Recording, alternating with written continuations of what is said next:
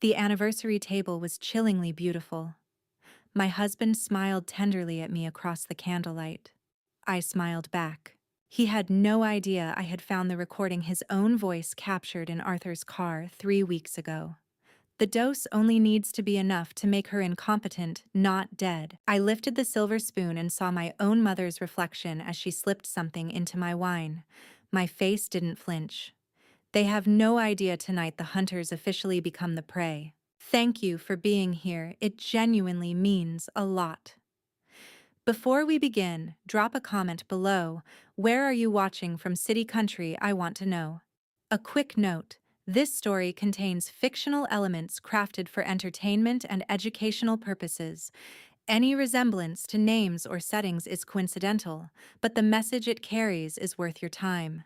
The candles had been burning for exactly 40 minutes when I noticed the tremor in my mother's left hand.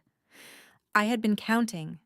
That was the kind of person 6 weeks of preparation had made me, someone who counted candles and tracked hands and cataloged the weight of every breath at a dinner table where everything looked like a celebration and nothing was. The Greenwich Villa glittered the way it always did for the Hargrove anniversary dinner, white gardenias crowding the centerpiece, silver cutlery polished to a finish so bright it hurt to look at directly. The best Burgundy opened an hour early because Silas believed wine needed time before it revealed anything worth knowing. I had once found that poetic. Tonight, I understood it as the operating philosophy of a man who had spent 30 years deciding what other people were allowed to see. "Ha, Elena, you look absolutely stunning." Chloe leaned across the corner of the table, her smile stretched a half-inch wider than genuine. She had changed her dress twice before dinner. Martha had whispered it to me in the kitchen, and her fingers had not fully stopped moving since we sat down. She was frightened. She was performing not being frightened. I recognized it because I was doing the same thing, and the difference between us was that I had been practicing longer. "That midnight blue is exactly right on you." "Thank you," I said, warm and easy, the voice of a woman who does not know. "You look beautiful tonight, Chloe." She beamed, and my chest did something complicated, tightening around a grief I had no business feeling yet, because grief required surprise, and I was not surprised by anything anymore. Mark's hand found mine under the table. "You good," he murmured. "Happy to be here," I told him, and I meant the second half of that sentence in ways he could not have imagined. At the far end of the table, Silas held court with Gerald Forsyth, a board member whose financial records I had audited 3 weeks prior and found entirely clean, which was why I had allowed myself to feel something approaching relief when I saw his name on the guest list. Gerald laughed at something Silas said. Silas had always collected people who laughed at the right moments. Then I lifted the silver dessert spoon to stir my consommé, and in the curved mirror of its bowl, tiny and distorted but absolutely unmistakable, I saw it. Catherine's left hand, extended toward my wine glass, a small vial almost invisible, tilted at the rim. Her left hand, the weaker one, the one she used only when anxiety had overtaken her discipline. The surface of my wine shivered once a single tiny ripple and settled. My face did not change. I had spent 6 weeks in front of a bathroom mirror making sure of that. 3 seconds. Drink, run, or become something I had never been before. I set the spoon down, picked up my water glass, and over its rim I watched my mother smile at something my father said, and for one cracked, unguarded second my heart broke completely. Then it sealed itself. Harder than before. 2 minutes. That was what I had before the main course arrived, and rearranged the table into something I could no longer control. I looked at my wine glass, the one with the ripple, the one with whatever Catherine had tilted into it, and I ran the numbers the way I always ran numbers, precisely, without sentiment. Standard oral atropine onset was 30 to 60 minutes, but at high concentration, 8 times therapeutic absorption accelerated dramatically. 15 minutes, perhaps fewer. The math was not complicated. The math was the easy part. If I drank from that glass, I would not finish dinner. I would finish in a hospital or worse, in the private facility Silas had told Mark about in a phone call I had intercepted 6 weeks ago. Neither was acceptable. I needed the glass to go to Catherine, and I needed it to happen in the next 90 seconds. I did not look at the glass again. Looking at it would be the kind of thing a person did when they knew something was wrong with it. And I was a person who did not know anything was wrong with anything. I was a daughter at an anniversary dinner, happy to be there, admiring the gardenias, enjoying the burgundy. I kept my eyes moving the way they always moved, from face to face, from the centerpiece to the candles, to the silver cutlery catching the light, and I built the next 90 seconds in my mind the way I built financial models variable by variable, contingency by contingency, until the shape of it was solid enough to execute. Martha was at the sideboard 18 feet away, refilling the breadbasket with the focused expression she wore when she was listening to every syllable in the room. We had rehearsed the principle 3 nights ago in the kitchen over chicken broth and a marked spoon. If you need a distraction, I make one. You move. That's all. Martha didn't need specific instructions. She needed to see me move towards something, and she would understand what to do. That was the thing about people who had been paying careful attention for a very long time. They didn't need the full sentence. They already knew the end of it. I looked at my mother's hands, specifically at the ring on her left hand, the emerald ring she wore to every significant dinner, the one she claimed her own mother had given her. The one I had spent my entire childhood thinking was the most beautiful object I had ever seen. I had touched that ring 100 times.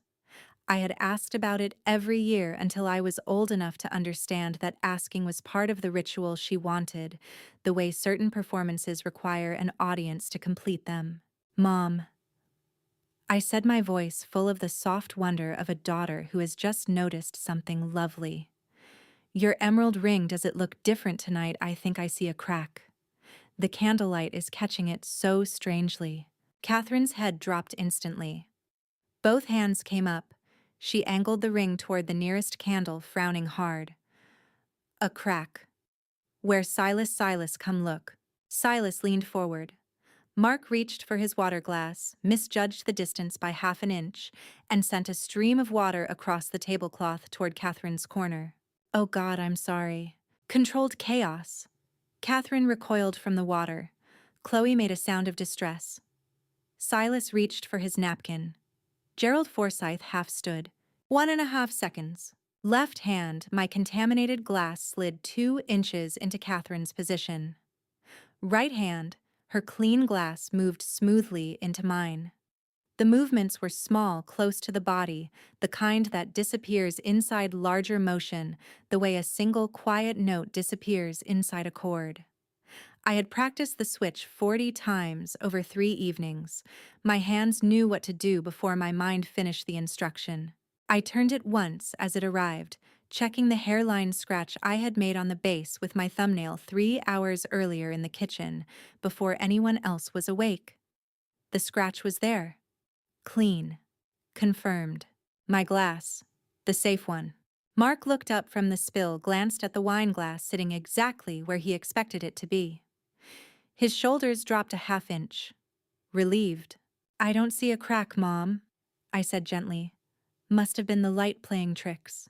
Catherine laughed softly and pressed her fingers over mine across the table. Her hand was cool.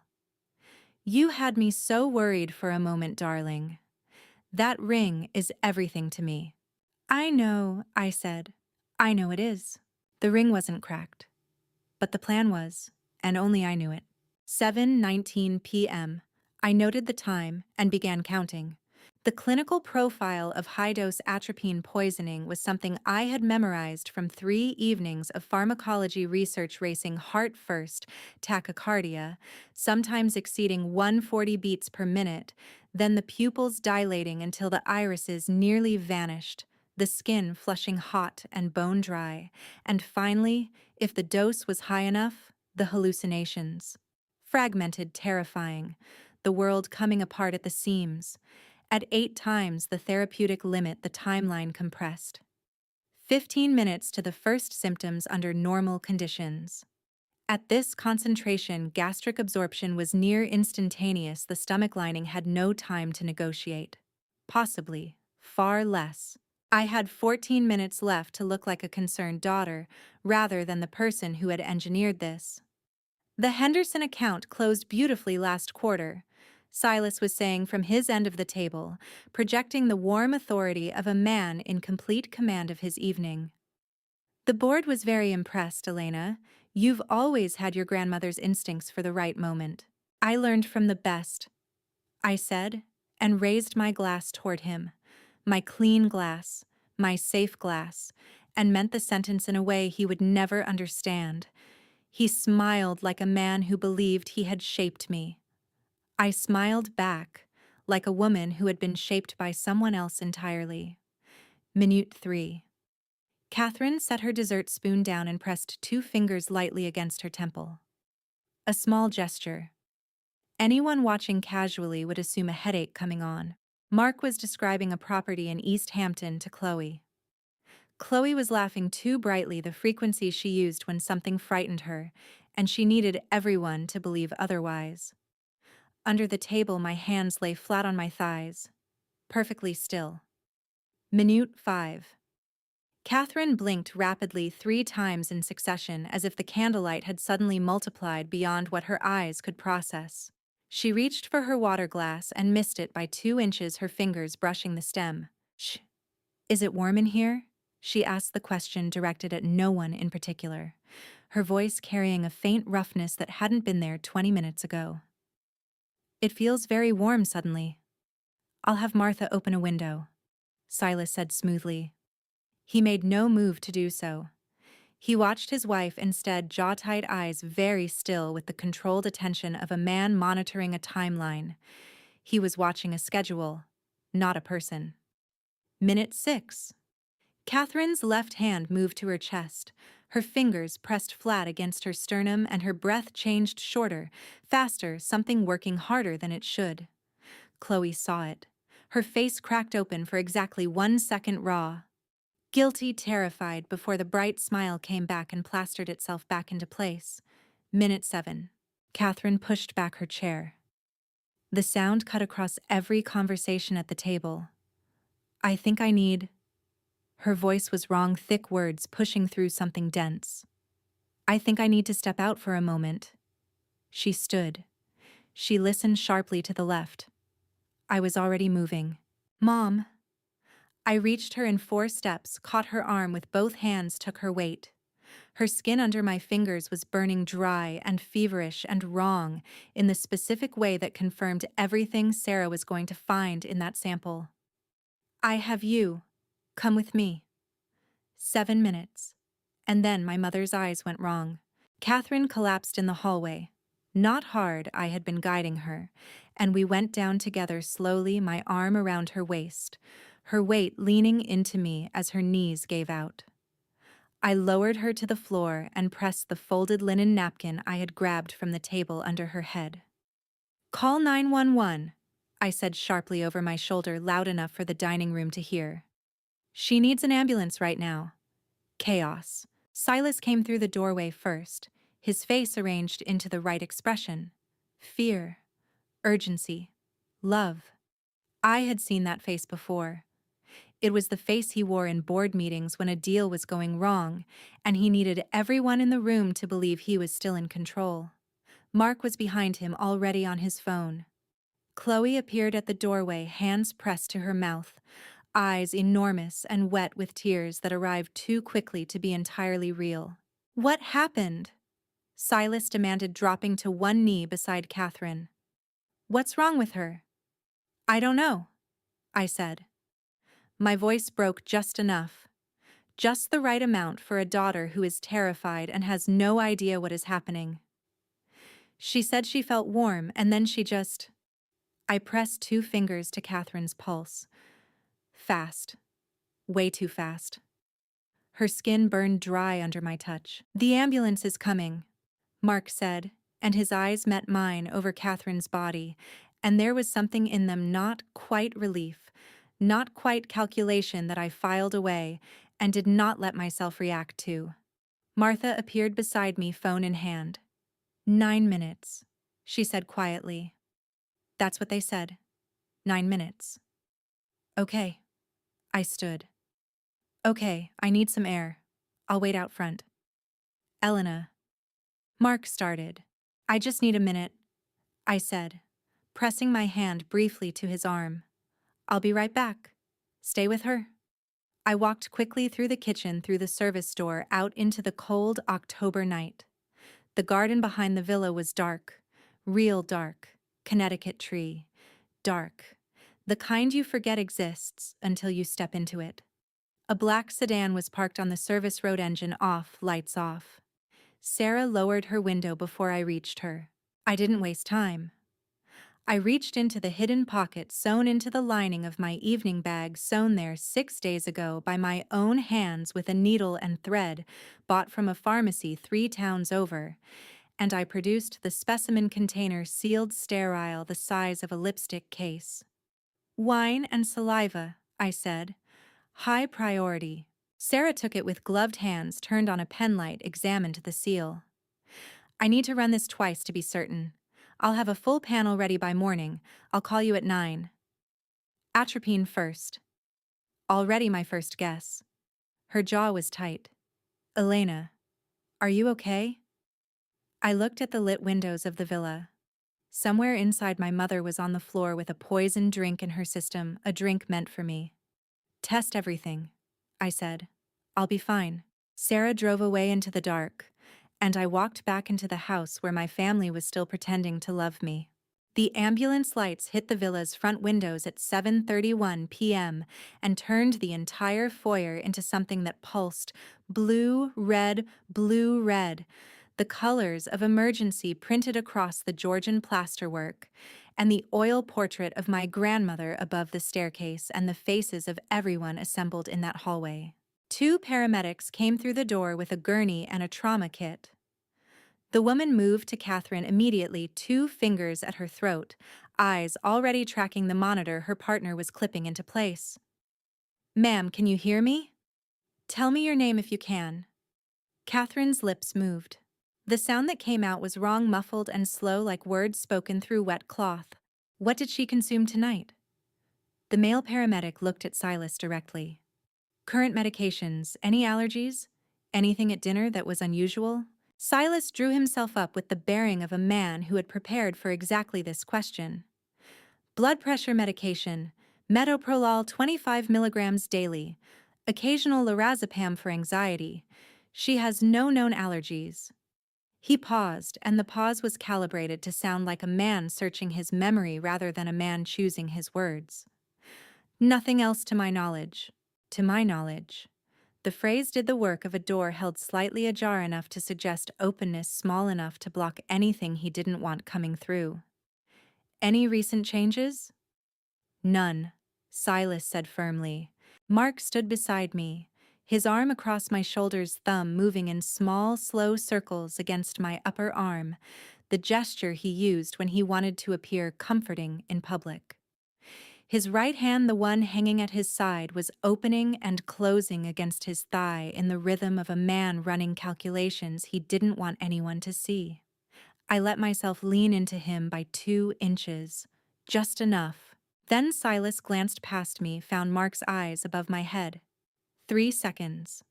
No words, just a look that carried the entire weight of a shared plan encountering an unexpected variable. Mark's chin dropped in the slightest nod. The female paramedic stood. We need to move. Greenwich Hospital. Is anyone riding with her? I am, Mark said. So am I said at the same instant. Mark looked at me. His arm was still around me. His smile arrived a half second after it should have. Of course, he said. We'll both go. He steered me toward the ambulance with his hand at the small of my back, warm and certain, the hand of a man who believed he still controlled the geography of this situation. The hand at my back felt like a door closing behind me, Greenwich Hospital's emergency waiting room smelled of antiseptic and burnt coffee, and the specific kind of dread that accumulates in plastic chairs over decades of bad news. The fluorescent lights overhead had the cheerless brightness of a room designed for function, not comfort, the kind of light that shows everything without flattering anything, that makes faces look like what they actually are, rather than what they choose to present. I had been in rooms like this before. I had never sat in one knowing what I knew tonight. I sat in the third chair from the door. I always chose the third chair from the door in any room because it gave me two exits and a full sight line, and I watched the clock on the wall tick toward 9. The second hand moved with the particular indifference of institutional clocks which do not adjust their pace for the people sitting beneath them. I had been awake for 14 hours. I felt like I had been awake for considerably longer. Silas had stepped outside to make a phone call. Chloe was curled sideways in her chair, eyes closed, whether sleeping or pretending, I wasn't sure. It didn't matter. She wasn't a threat right now. She was just Chloe, 24 years old and already exhausted by the consequences of things she had chosen. I looked at her for a moment, this girl I had grown up alongside, who had eaten at the same table and laughed at the same things and, somewhere along the way, had decided that whatever they were offering was worth more than whatever I was, and I felt something I did not have the language for yet. Something that would need more space than tonight allowed. Mark sat beside me. He smelled like his usual cologne, and beneath that like tension, that particular chemical sharpness that fear produces when someone is working to suppress it. I had learned to recognize that smell over 3 years of marriage, and had always attributed it to stress, to work, to the ordinary pressures of a life being lived at speed. I understood now what it actually was. It was the smell of a man running calculations he did not want anyone to see. "Your father told me about the investment accounts," he said, keeping his voice low. His eyes were on the corridor where the doctors had taken Catherine. "Elena, we need to talk about the company shares." I turned my head slowly. "Tonight, Mark. The board meeting is Monday." He shifted in his chair, leaned slightly forward. "If your mother's condition is serious, if there are any decisions to be made—" "My mother is in the emergency room," I said. "I know. I know. And I'm not trying to be." He stopped, pressed his lips together, tried again. "I'm worried, that's all. I want to make sure we're protected. That you're protected. The company is your security, Elena. If something happened and we weren't prepared—" "She hasn't been diagnosed yet," I said. My voice came out soft and steady, the voice of a woman who is confused by her husband's timing, not alarmed by it. "Can we wait until we know what we're dealing with?" Mark nodded. "Of course. You're right. I'm sorry." He reached over and covered my hand with his. "I just love you. That's all this is." I turned my palm up and held his hand. His fingers were warm. I noted that the specific warmth of them, the familiar weight, and I set it aside the way you set aside something you cannot afford to feel yet, but intend to return to when the moment allows. He mentioned the company's shares before he asked about her diagnosis. That single wrong-footed sentence told me everything I needed to know about what this evening was actually about. He mentioned the shares before he asked about her diagnosis. That was the moment I stopped seeing my husband and started seeing a stranger who wore his face. Silas found me in the long corridor outside the radiology wing at midnight. The hallway was the color of old cream, lit by fluorescents that hummed just below the threshold of hearing. He walked toward me with his hands at his sides, not in his pockets, not clasped behind his back, the way he stood when he was in command. Just at his sides, loose and uncharacteristically still, like a man who had put down something heavy. "Walk with me," he said. Not a request, but softer than usual. We walked toward the window at the end of the corridor. Manhattan's light pollution turned the sky beyond the glass a muddy orange. Silas stopped and looked out at it, and for a moment he looked his age, genuinely. His age, not the silver-haired authority he performed at dinner tables and boardrooms, but 58 years old and carrying something that was finally too heavy to hide. "I owe people Elena," he said. His voice had no edge to it. That alone frightened me more than anything he had said all evening. Real people, the kind who don't send lawyers. "How much?" I asked. He didn't answer immediately. He looked at the orange sky. "Enough that the shares are the only solution." "Those shares belong to grandmother," I said. "She built that company. She left them to me." He turned and looked at me directly, then really looked at me without the performance, and said very quietly, "I know." 2 words. That was all. No apology, no explanation, no attempt to justify or soften or reframe. Just "I know" delivered with the flat, factual weight of a man who had always been aware of what he was taking and had taken it anyway. My throat tightened. Not with anger. I had moved past anger 6 weeks ago when I first pulled the financial records.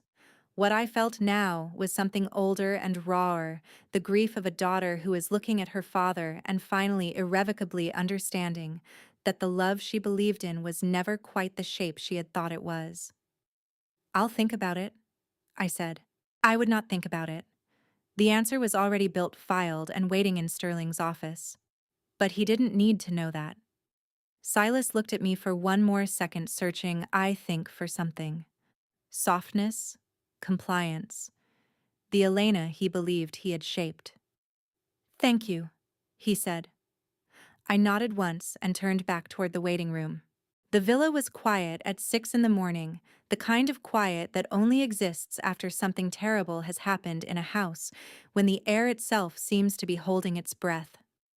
Silas and Mark were both at the hospital. Chloe had finally fallen asleep in a guest room. Martha was awake. Martha, I had long since understood, was always awake when I needed her to be. "How much time?" she asked when I came into the kitchen, still in my midnight blue dress, heels in my hand. "Enough," I said. "Let's go." Silas's study was at the back of the house, behind a door with a lock he had given me a key to 3 years ago, a gesture of trust that had always meant I trust you to do what I ask rather than I trust you. The filing cabinet was where it always was, the bottom drawer still stuck on the left side, still requiring the same upward pressure and half-turn to open. Silas had never bothered locking it. He had never imagined anyone in this house would need to. I worked quickly. Martha stood at the door, phone in hand, ready to text the moment she heard anything. The folder I needed was where I had photographed it 2 weeks prior. I spread the contents across the desk and took photos in order, each one time-stamped. First, the life insurance policy. Issued 18 months ago, $20 million. Elena M. Harmon as primary insured, Mark Voss as sole beneficiary. Accidental death or incapacitation clause payout doubled under specified circumstances. I had seen this before. My hand didn't shake.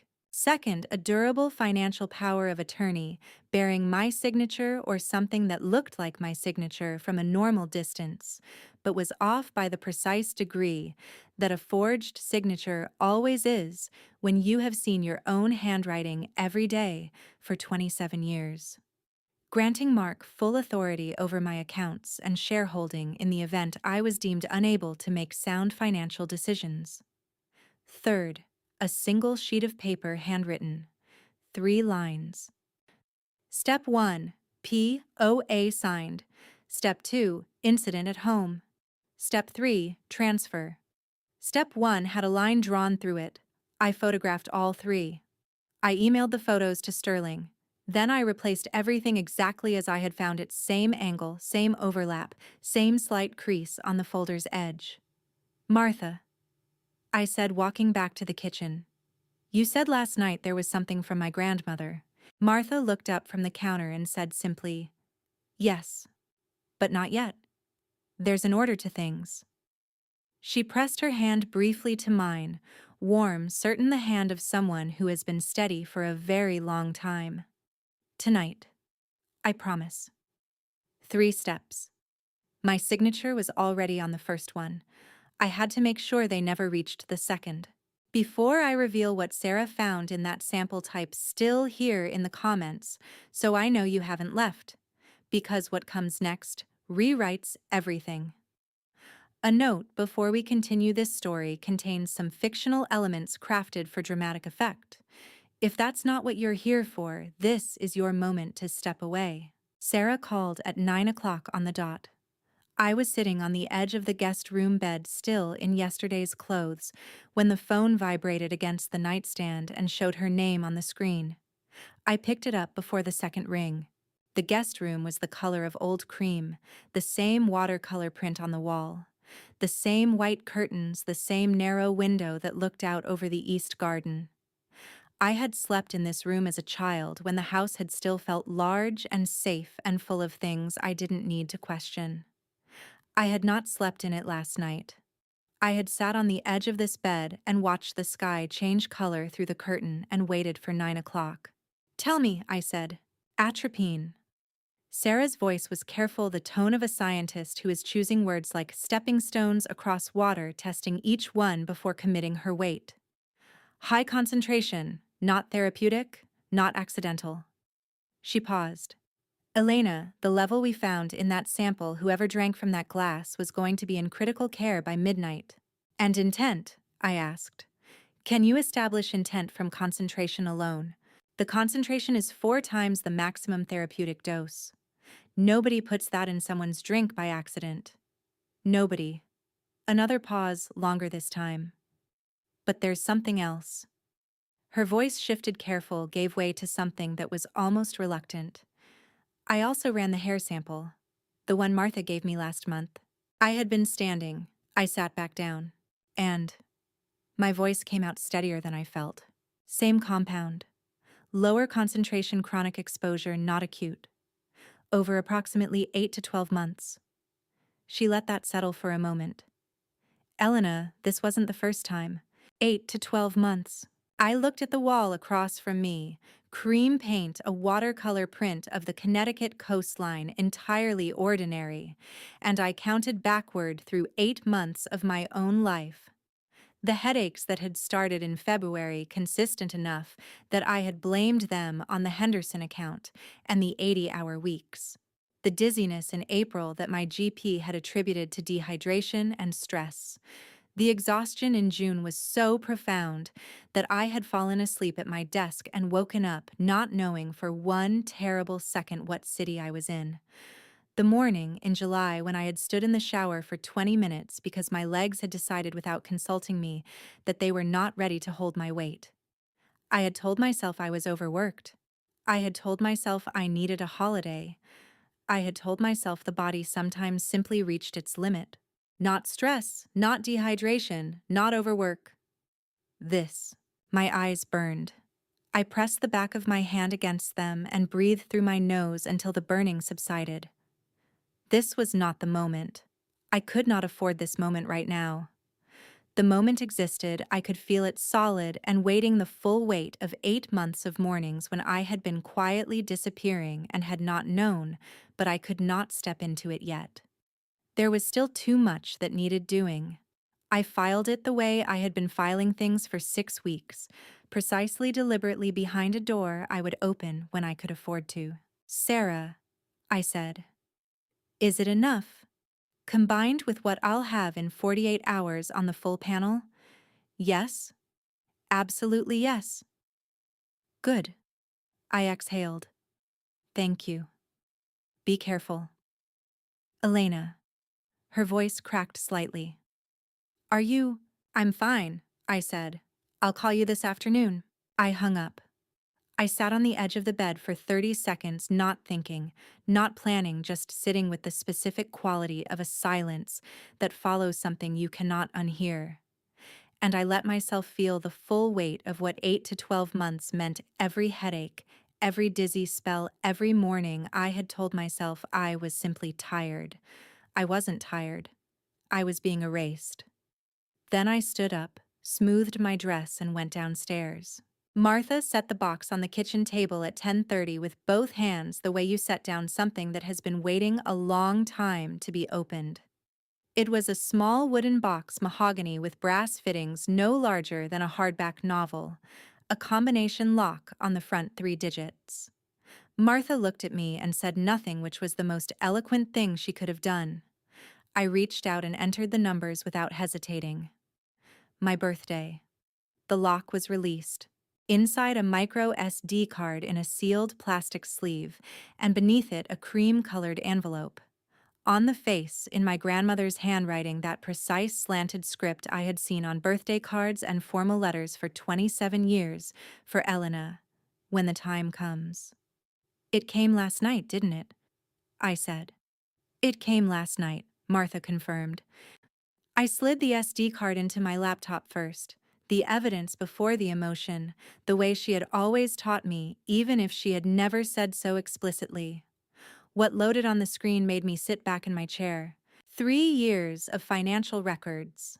My grandmother's handwriting annotated in the margins of scanned documents, payments from the family trust, redirected to an account in Catherine's name, assets transferred off book through a nominee company registered in Delaware, correspondence between Silas and a private creditor network that I now recognized from the FBI database I had accessed through my corporate security clearance.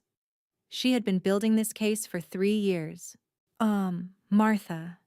My voice came out strange, lower than usual, rougher. How long have you known? Since the beginning, Martha said simply. Your grandmother placed me in this house before you came to it. She said, and I remember exactly, I need someone in that house who will choose Elena every time without question, no matter what it costs. She folded her hands on the table. That's what I've been doing. I opened the envelope. One line. That was all my grandmother had written. Don't be a victim. Be the one who steers. I read it twice. Then I folded the envelope and pressed it against my chest for 3 seconds, not performing grief, not managing it, just holding it, and, in those 3 seconds, I let myself love her completely the way I had been unable to do since she died. Because the love had always been tangled up with the loss, and I hadn't known how to separate them until this moment. She had been waiting for this day since the night my grandmother died, which meant my grandmother had been waiting for it too, and she had prepared everything I needed to survive it. Mark came back from the hospital at 11 with a briefcase I had never seen before, slim, dark leather, the kind men carry when they want to appear organized rather than urgent. He set it on the coffee table in the front sitting room and opened it with the practiced ease of someone who had rehearsed the gesture. How's Mom? I asked from the armchair across from him. I had coffee. I had slept 90 minutes. I hoped like a woman operating on nothing but adrenaline and worry. Stable, he said. The doctors are running more tests. They're not sure what caused it. They're looking at medication interactions. He sat down on the sofa and pulled a folder from the briefcase. She's going to be fine, but it made me think, and your father agrees that we need to get some things in order. Just as a precaution. What kind of things? He slid the folder across the coffee table toward me. A temporary financial power of attorney.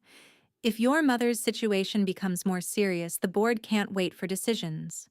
Silas needs to be at the hospital, and you'll be stretched thin. He spread his hands in a gesture of reasonable concern. This just lets me manage the investment accounts and any share-related decisions while you focus on your family. I picked up the folder.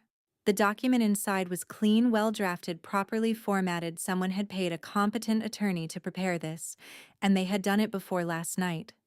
The language was precise, grants sole authority over all financial accounts, investment portfolios, and equity holdings, in the event the principal is deemed unable to make sound financial decisions.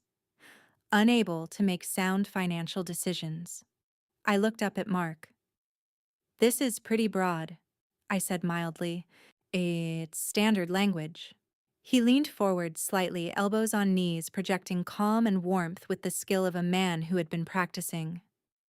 I'd never do anything you wouldn't approve. You know that. Of course I do, I said. I looked back at the document. Can I have a day to read it properly? I want to make sure I understand everything before I sign. Absolutely. He smiled, and the smile reached all the way to his eyes. Relief dressed up his patience. Take all the time you need. He thought I was considering it. He smiled like a man who thought he had already won. I smiled back like a woman who knew the game hadn't started yet. Arthur was in the garage when I found him doing what he always did when something was wrong, cleaning a car that didn't need cleaning. He had worked for the Hargrove family for 19 years, and in 19 years I had learned that the more careful Arthur's polishing cloth moved across already spotless chrome, the more serious the situation. I closed the garage door behind me. How long have you been waiting to show me? I asked. He reached under the driver's seat of the town car for a small laptop I had never seen him carry before. He kept it registered under a different name, an old habit from his years as a private investigator before the Hargroves. The footage was from his dash cam, the one installed 18 months ago, that everyone in the family had forgotten about because Arthur was so thoroughly part of the furniture that no one thought to remember he was also watching. First clip: Chloe in the back seat 3 weeks prior, being driven to an address in Bridgeport that Arthur had since looked up. A private supplier. She was inside for 23 minutes and came out with a small paper bag. Second clip: Mark and Chloe in the car together a different day. Mark had given Arthur the afternoon off, or thought he had. Arthur had left the vehicle, but the dash cam had continued recording on its 12-hour loop. Arthur pressed play. Mark's voice low and precise. The dose needs to be enough to cause behavioral changes. Not organ failure, we need her incompetent, not dead. Chloe: Silas wants the kidney option kept open. Mark: Silas wants too many things. The POA is what matters. Focus. I reached over and closed the laptop. My hands were steady. My jaw was not. I could feel the tension running from my molars down through my neck, the body doing what the mind would not allow itself to do. How much of this does anyone else know? I asked. No one. Arthur said. Only you. Only now. I looked at him, this quiet, meticulous man who had driven me to school, and to interviews, and to the airport, and apparently to this moment. She hired you too, I said. My grandmother. Arthur didn't look surprised that I had figured it out. She said you would get there eventually. He picked up his cloth again. Your grandmother had very good instincts about people, Ms. Elena. 3 weeks of footage. 3 weeks Arthur had been waiting. My grandmother had built an army around me before I even knew I was in a war. I heard them before I reached the door. Mark's voice, first lower than his public register, stripped of the warm husband frequency he maintained in front of me. This was his real voice, the one I had been hearing in fragments for 6 weeks, and only now had the context to fully understand. Your father is changing the terms again, he was saying. I pressed myself against the hallway wall outside Chloe's room 3 feet from the door. He wants the kidney procedure scheduled before the POA transfer. That wasn't the deal. Chloe's voice was sharp, brittle, in a way she never let it be in front of me. We said the POA first, the doctors second. That's what we agreed. I know what we agreed. Silas doesn't care about agreements. He's dying, Chloe, and dying men stop following schedules. A pause. I could hear Mark moving, pacing. He wants the kidney option on the table before the paperwork clears. If Elena ends up in a private facility, she won't, Mark said. Not if I can help it. She needs to be incompetent and reachable, not disappeared. If she disappears, the insurance people start asking questions we can't answer. His voice dropped even further.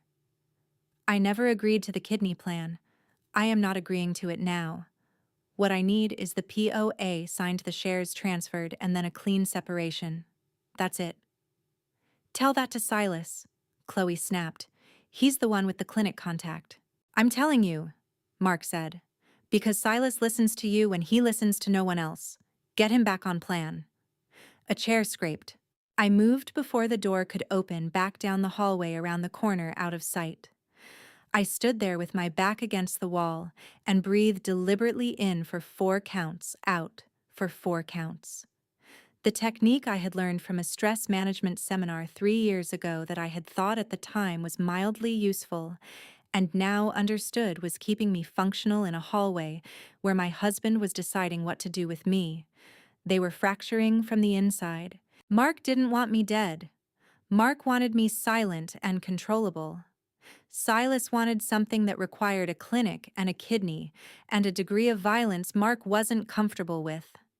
And Chloe was caught in the middle already, frightened, already calculating her own escape route. A fracture in a structure, if you know where to press, becomes a break. I knew exactly where to press. The garden behind the villa had 3 dead zone spots where the house's Wi-Fi didn't reach and where the ambient noise from the kitchen made it impossible to hear anything from the windows.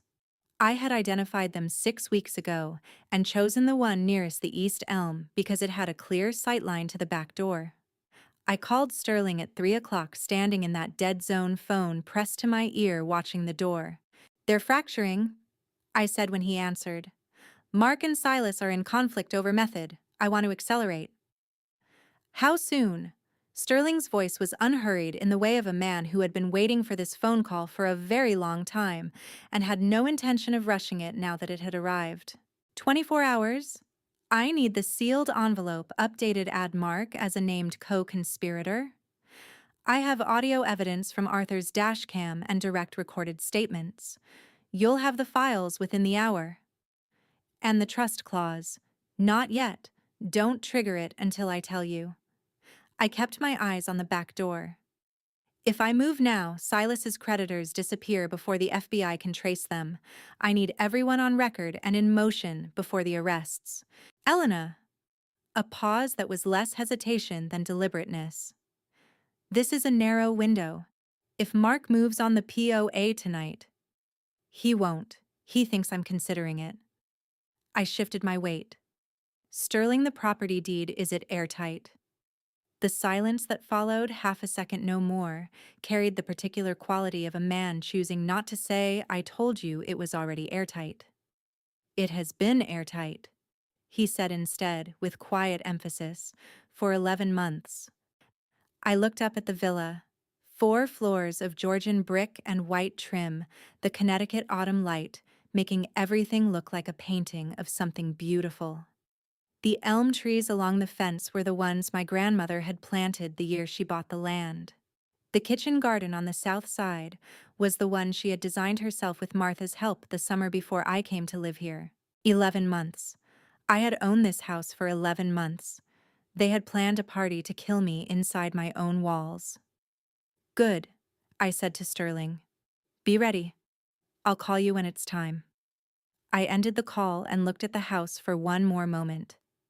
Then I walked back inside, through the kitchen where Martha was making tea, through the hallway where the ambulance had taken my mother, back into the life I was about to take apart and put back together differently. The toxicology report came back at 4:30.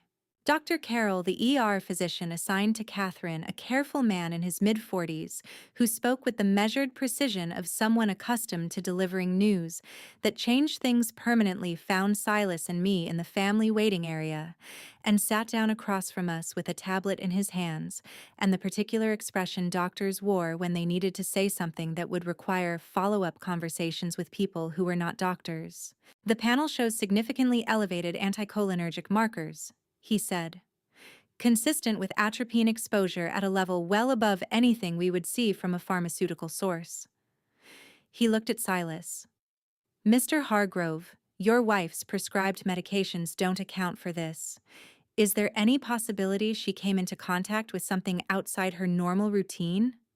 A supplement, an herbal compound, something she might have eaten at dinner that she must have confused her anxiety medication," Silas said.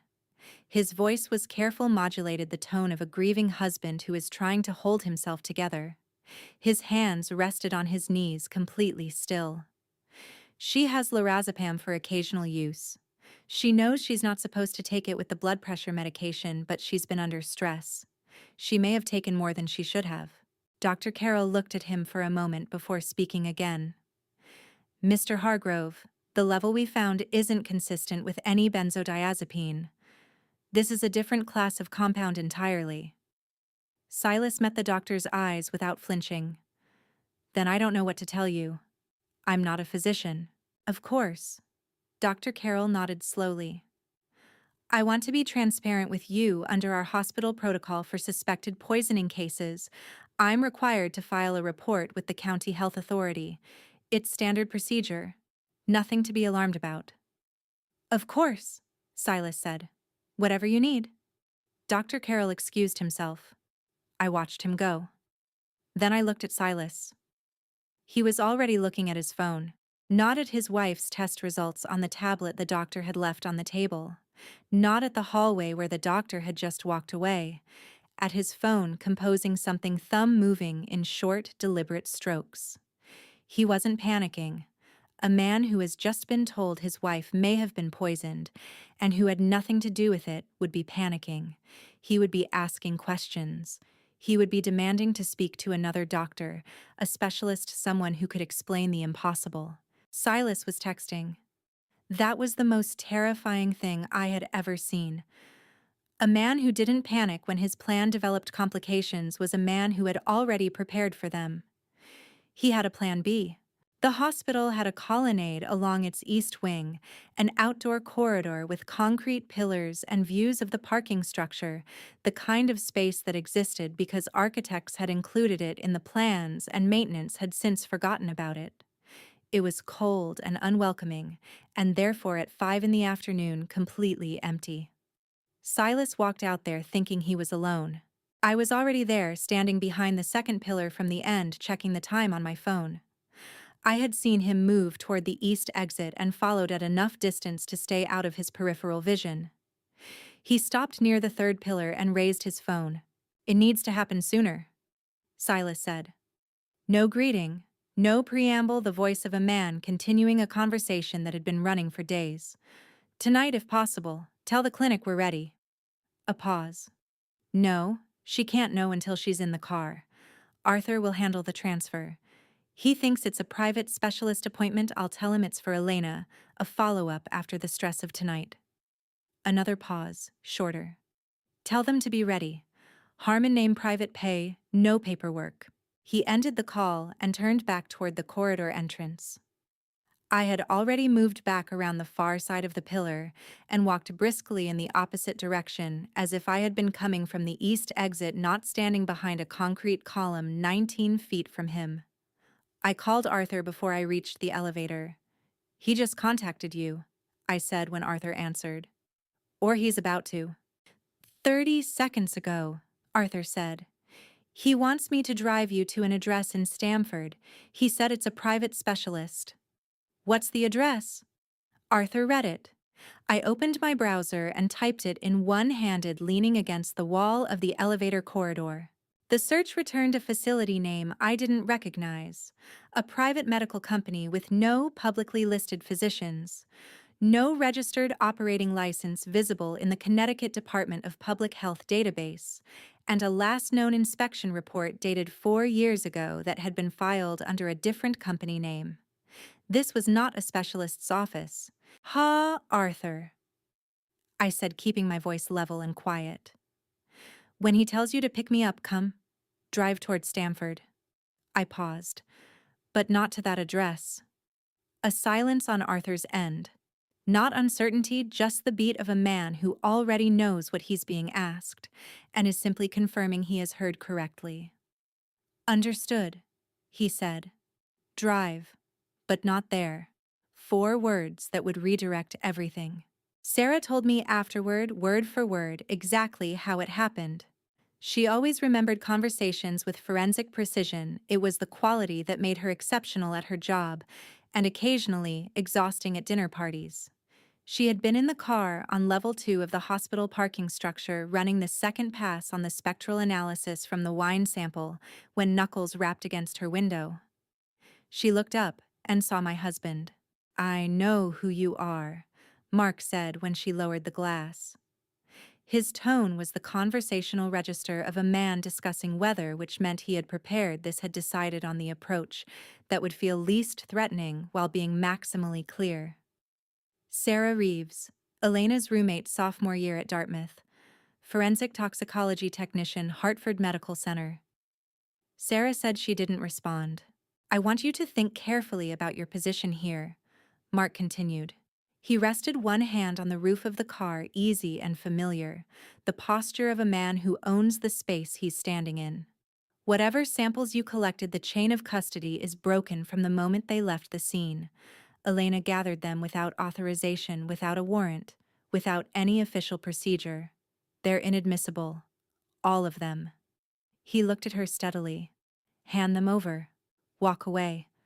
Nobody gets charged with evidence tampering. Is that a threat? Sarah asked. He bent slightly at the waist, bringing his eyes level with hers through the window. It's a fact. I'm giving you a way out. Sarah picked up her phone from the center console and opened her secure cloud storage application. She pressed upload. The progress bar crossed the screen in 8 seconds. Full toxicology preliminary. Arthur's audio files. Elena had forwarded photographs of the documents from Silas's study, the specimen seal timestamp. Everything. Mark watched the screen. His hand came through the window faster than she'd expected. He grabbed the phone and yanked it back.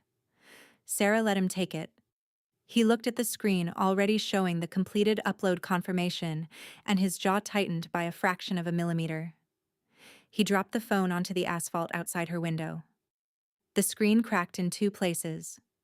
Sarah looked at the broken phone on the ground. Then she looked back at Mark. Elena said you'd do that, she told him. Something changed in his face, then not anger, not calculation. Something underneath both of those. Something that looked for just one moment like the particular vertigo of a man who realizes the trap he thought he was closing has already long since closed around him. The nurse told me Catherine had opened her eyes at 6:52 and asked for water. That was the first thing she had said. Not her husband's name, not her daughter's, not a question about where she was or what had happened. Water. It told me something about the architecture of her priorities that I filed away without examining too closely. She was awake when I walked in. Silas was not in the room. He had gone to speak with the insurance coordinator, which was its own species of information. Catherine lay against the inclined hospital bed with an IV in her left arm and the heart monitor marking time in green peaks on the screen behind her. She looked reduced, not in stature, but in performance, the way people always do when a hospital gown replaces the careful construction of a formal outfit. Elena. Her voice was hoarse, abraded by whatever the atropine had done to her throat. Hi, Mom. I pulled a chair to the bedside and sat down. I kept my voice warm. How are you feeling? Like I've been turned inside out. She attempted a small, self-deprecating sound, not quite a laugh. The doctors have been asking me so many questions. I know. They need to understand what happened. She looked at me with her pale green eyes I had inherited, the genetic inheritance of a woman who had spent 8 months poisoning me, and said, "Are you all right? You look exhausted." The concern in her voice was real. That was the thing I had never been able to fully reconcile. The concern was real, and the poison had also been real. And both of these things existed simultaneously in the same woman, in the same hands that had patted mine across the dinner table and tilted a vial into my glass. I'm fine, I said. Her gaze dropped to her left hand, to the emerald ring catching the hospital's clinical light. My ring, she said softly. I was so worried when you said there was a crack. There wasn't, I said. I was mistaken. What I did not tell her, the ring had been modified 3 weeks ago by Martha, who had a contact, a retired jeweler in New Haven, who asked no questions, who had replaced the emerald with a synthetic stone of identical appearance, and installed a micro-recording device within the recessed setting. Small enough to be invisible, sensitive enough to capture conversation across a dinner table. The recording of Catherine and Silas's pre-dinner conversation, including the specific discussion of dosage and timing, was already in Sterling's possession. He had already confirmed it would function as investigative lead. Only Catherine's own post-Miranda confession would serve as the primary admissible evidence in court. I looked at the woman who had raised me and tried one more time to find something I could keep. She wore that ring every day for 20 years. She had no idea it had been listening all along. Arthur sent me the video at 8:12. It had been recorded through the optical lens built into the left temple of his reading glasses, a device I had sourced for him through a corporate security vendor 5 weeks ago, ostensibly for a private investigation he was allegedly conducting on behalf of a family whose name I had not provided. The resolution was excellent for something that looked like eyewear. In the footage, Chloe sat in the far corner of the hospital waiting room, phone pressed to her ear, believing she was alone. The waiting room was empty at that hour. The family had dispersed, the other patients had gone. She had chosen the corner with her back to the wall, which was, I noted without particular irony, exactly where I always sat. "The plan is falling apart," she said into the phone. Her voice was low and rapid and entirely stripped of the bright, performative Chloe I had grown up with. "Mom is being tested for poisoning. They found something in the panel. I heard one of the doctors tell Silas it wasn't from her regular meds." A pause. "I know. I know, I know. I know. But if they trace it, if they connect it to the supplier..." Whoever was on the other end spoke. Chloe listened, her free hand pressed flat against her knee, pressing down as if she could contain something through pressure alone. "Fine," she said finally. "I'll call a lawyer. Tonight." She ended the call. Then, and this was the part that told me everything I needed to know about Chloe's actual position in this arrangement, she reached into the inside pocket of her jacket and removed a second phone. Older, different model, clearly kept separately and for a specific purpose. She opened a recording application and scrolled through a list of files. Dates going back 4 months. Labels: Silas meeting 1, Silas meeting 2, Mark dinner, planning session 3. Chloe had been recording them since the beginning. Not to protect me, I harbored no illusions about that. She had been recording them to protect herself, building an exit strategy with the same instinct for self-preservation she had always had and that I had always mistakenly read as shallowness. Arthur's text arrived below the video link. "She's thinking of going to police. Has her own recordings." I typed back in 10 seconds. "Let her think she's the first one to move. She's not. In this game, I had moved first.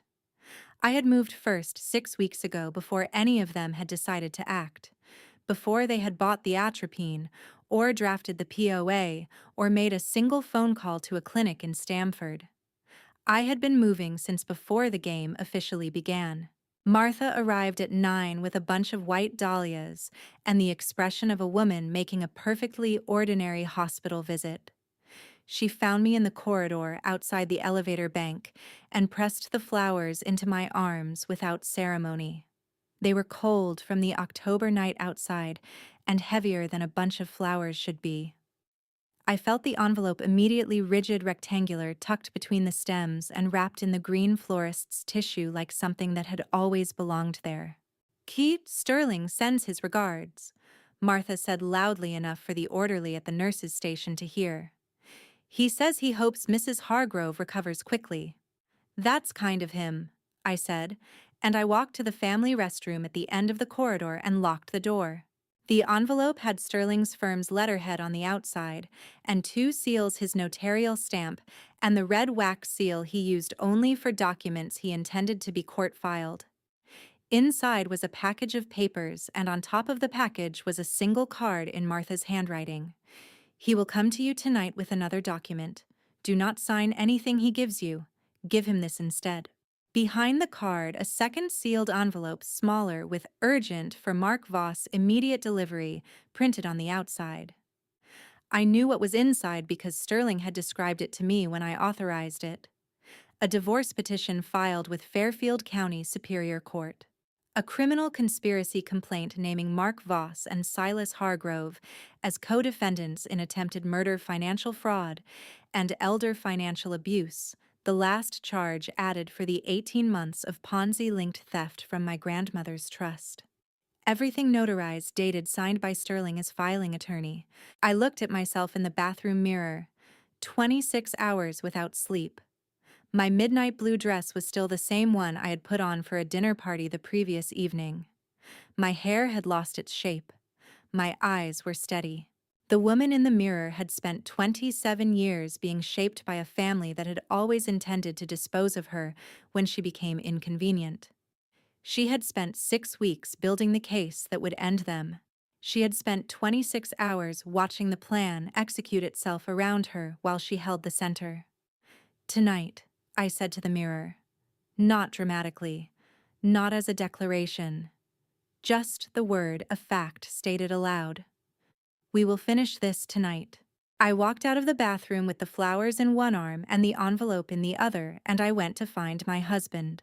Mark was waiting in the family consultation room off the main waiting area, a small neutral-colored space with a round table, 4 chairs, and a box of tissues that no one had replenished.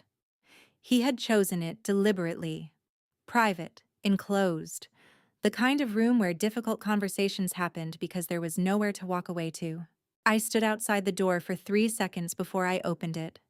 Not from hesitation, I was past hesitation. I stood there because I wanted to be entirely certain that what I was carrying on my face when I walked in was exactly the right thing. Tired, worried, a wife who has been at a hospital for 26 hours and is running on very little. A woman who does not yet know what her husband is. I opened the door. He stood when I came in, and his face did the thing it always did when he was managing me, warm, tired, slightly helpless, the face of a man who is carrying a lot and just needs his wife to meet him halfway. I had spent 3 years reading that face as love. I understood now that it was technique. I was worried about you, he said. You disappeared for a while. I was with Martha. She brought flowers for Mom. I set the dahlias on the table between us and sat down. Have you eaten anything today? Not really. He sat across from me and the briefcase was on the chair beside him, the same slim, dark briefcase from this morning. Elena, I've been thinking about what we talked about earlier. The POA. So, have I said. I know the timing is terrible. He unlatched the briefcase and removed the folder. His movements were careful, measured, the exact speed of a man who is trying not to seem eager. But Monday is coming fast and the board won't wait. If Silas is at the hospital with your mother... I understand, I said. Let me see it again. He slid the folder across the table. I opened it, turned to the signature page, looked at it as if I was reading carefully. The language was the same as this morning's sole authority sound: financial decisions, equity holdings. Someone had spent real money on this document. The margins were clean, the formatting precise, the kind of careful legal presentation that was designed to look routine, because it was anything but. I picked up the pen he offered me. He had it ready, uncapped, positioned precisely at the edge of the folder, the way you position something when you have been waiting to use it since before the conversation began. Too fast. The pen had been in his hand before he opened the briefcase. He had been holding it since before I walked in. I looked at the pen. It was a good pen, the kind you buy when you want a signature to feel like a considered act rather than a pressured one. The weight of it was deliberate. Everything about this room this evening, this man sitting across from me with his careful face and his rehearsed warmth, had been deliberate. 3 years of marriage, 26 hours of hospital waiting rooms, and he had walked in here with an uncapped pen already in his hand. I turned the pen over once in my fingers. Then I set it down on the table beside the folder and looked at him directly. Actually, I said, there's something I need you to look at first. I reached into the interior pocket of my jacket, the same pocket that had held the specimen container 26 hours ago in a garden in a different version of this evening, and I placed the sealed envelope on the table between us. Urgent for Mark Voss, Immediate delivery. His eyes dropped to the envelope. I watched his face. The warmth was still there, still performing, but underneath it, something shifted, a microscopic recalibration, like a machine registering an unexpected input. He smiled, not yet understanding. "What's this?" he asked. "Open it," I said. Mark opened the envelope with the practiced one-handed efficiency of a man accustomed to documents, and he unfolded the papers inside with the same careful speed. He started reading. I watched his hands. That was always where the truth was, not in faces which people train themselves to manage, but in hands. His right thumb pressed down against the corner of the first page until the nail went white. By the second page, his left hand had come flat against the table, bracing. By the third page, the criminal complaint with his name in bold text at the top of the respondent list, his hand stopped moving entirely. He looked up at me. "This is..." He stopped. Restarted. "Elena, this is not what you think it is. Whatever they told you, I'll tell you what I know," I said, and I kept my voice entirely level because this was not the moment for volume or emotion. This was the moment for precision. Dashcam footage from Arthur's vehicle, 3 weeks of it, including audio of your conversation with Chloe about dosage and the POA. Sarah's preliminary toxicology report showing atropine at 4 times the therapeutic limit. The recording from Catherine's ring, and yes, you heard that correctly, showing premeditation discussion before the dinner. Your bank records subpoenaed through Sterling's office showing 3 transfers to a supplier in Bridgeport in the past 2 months. You can't subpoena. Sterling can. He filed yesterday. I folded my hands on the table. And Chloe is at the Greenwich Police Department right now. She arrived 40 minutes ago with her own recordings. That landed.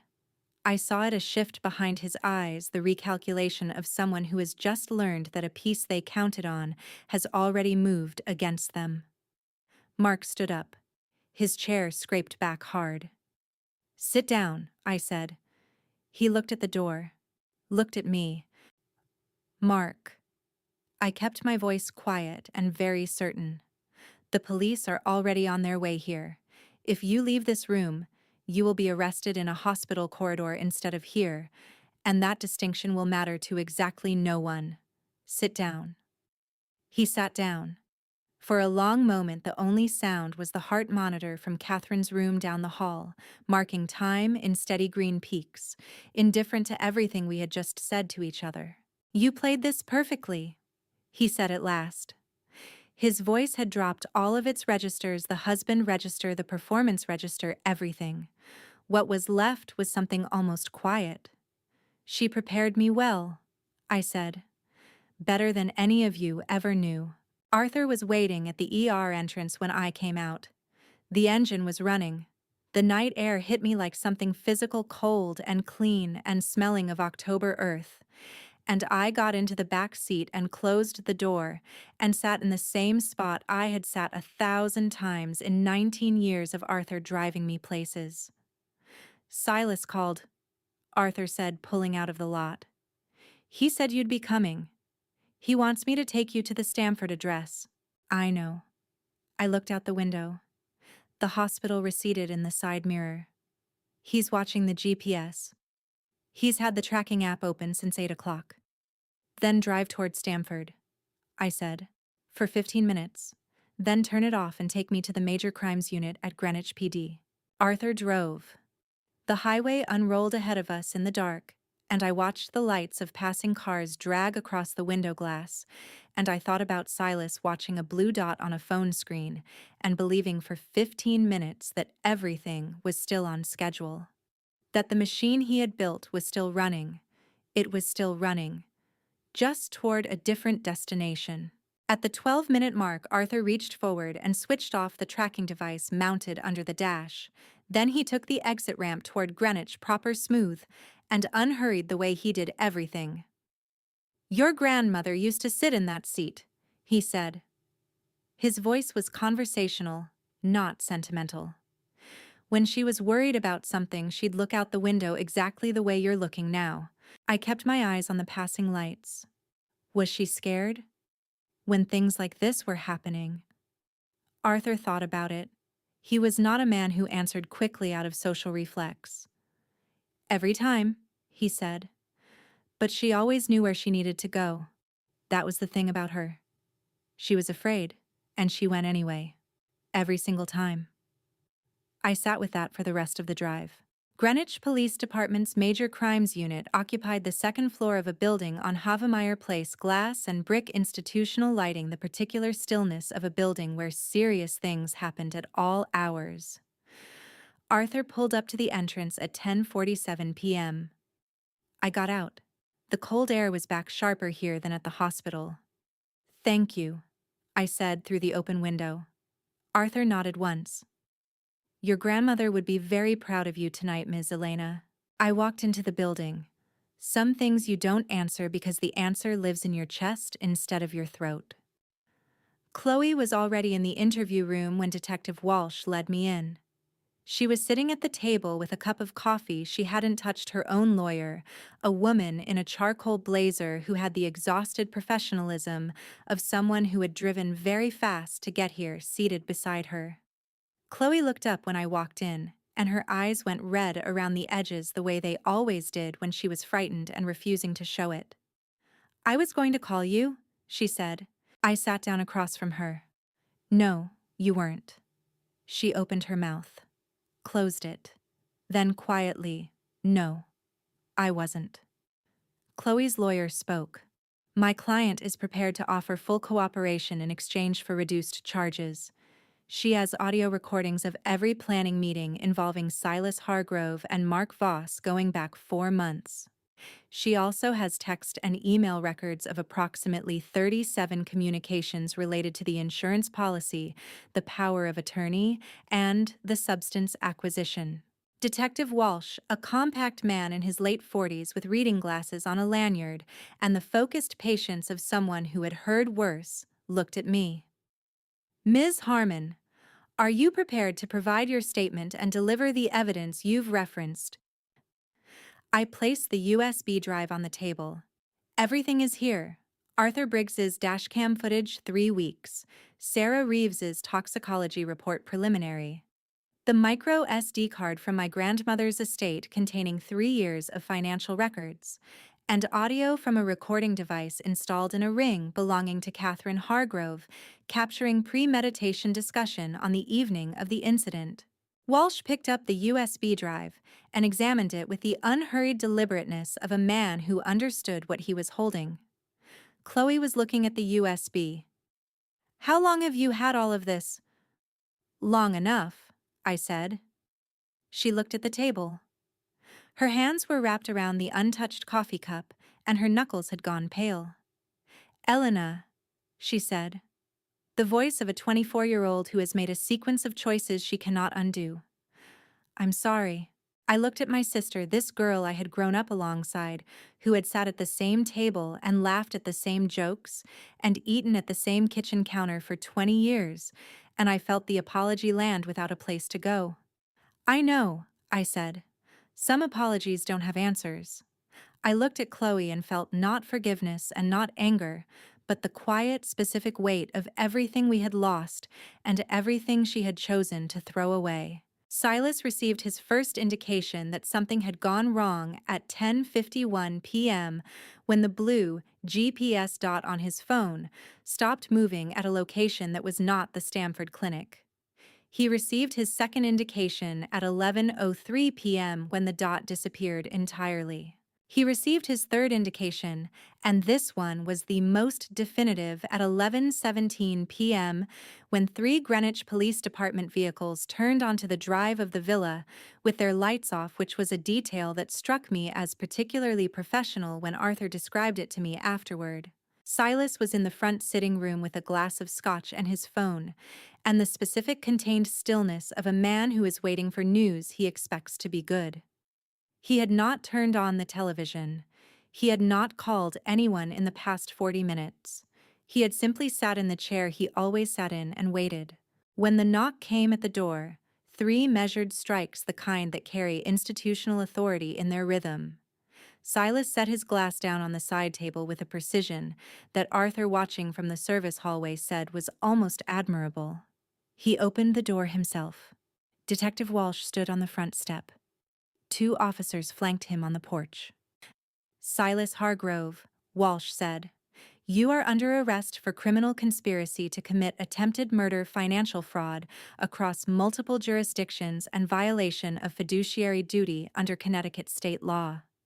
You have the right to remain silent. Anything you say can and will be used against you in a court of law. You have the right to an attorney." Silas listened to the Miranda rights with the same expression he wore in board meetings when a deal was moving against him and he hadn't yet decided on his response. His hands were at his sides. He did not reach for his phone. He did not ask questions. When the handcuffs clicked into place, he turned his head slowly and looked at the foyer behind him, the entrance hall of the house he had lived in for 25 years with its Georgian plasterwork, and the portrait of my grandmother on the wall above the staircase, and the silver candelabra she had chosen from an auction house in New Haven 3 decades ago. "Where is my daughter?" he said. Walsh met his eyes. "She's the one who sent us." Silas stood very still. 25 years in this house. And he had never known who it really belonged to. They put Mark in interview room 2, which was smaller than the one where I had spoken to Detective Walsh, with better acoustics, and a camera mounted in the upper corner that blinked red to indicate it was recording. His lawyer, a man in an expensive suit, who had arrived with the particular speed of someone who has been on retainer for situations exactly like this, sat beside him with a yellow legal pad. Walsh asked me if I wanted to speak to Mark before his formal statement was taken. I said yes. The lawyer objected. Mark told him to wait outside. I sat down across from my husband, this man I had married 3 years ago, in a ceremony with gardenias.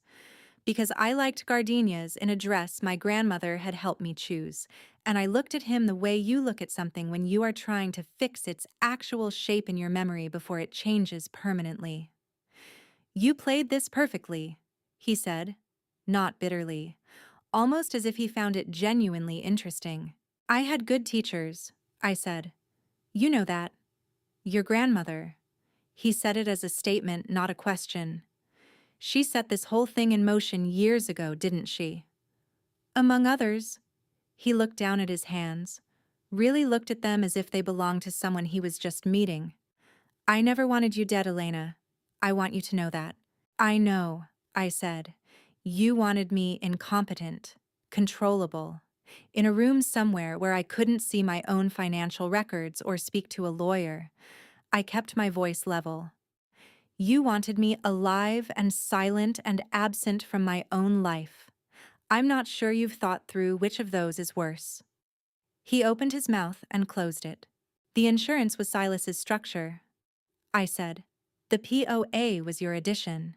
You gave him my medical history so the atropine dosage would be calibrated for my weight and chemistry. You gave Chloe the supplier's contact information. You let them do the operational parts because you wanted your hands to stay clean." "They didn't stay clean," he said quietly.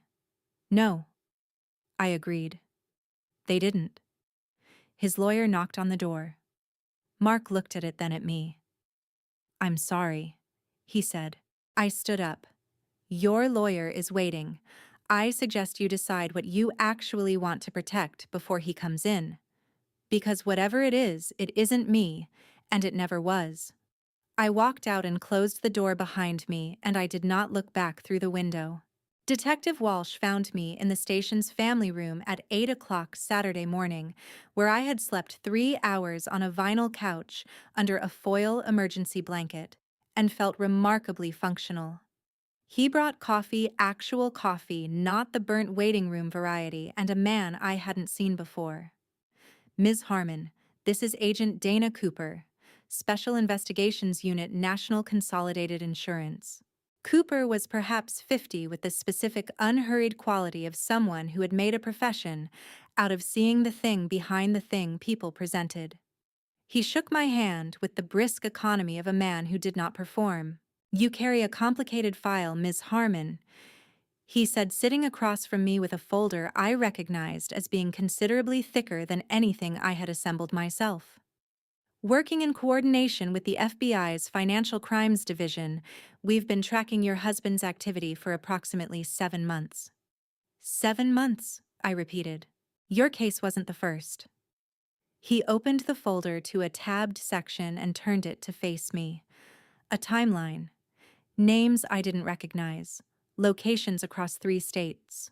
We've identified 3 prior cases involving Mark Voss and parties connected to him in each instance.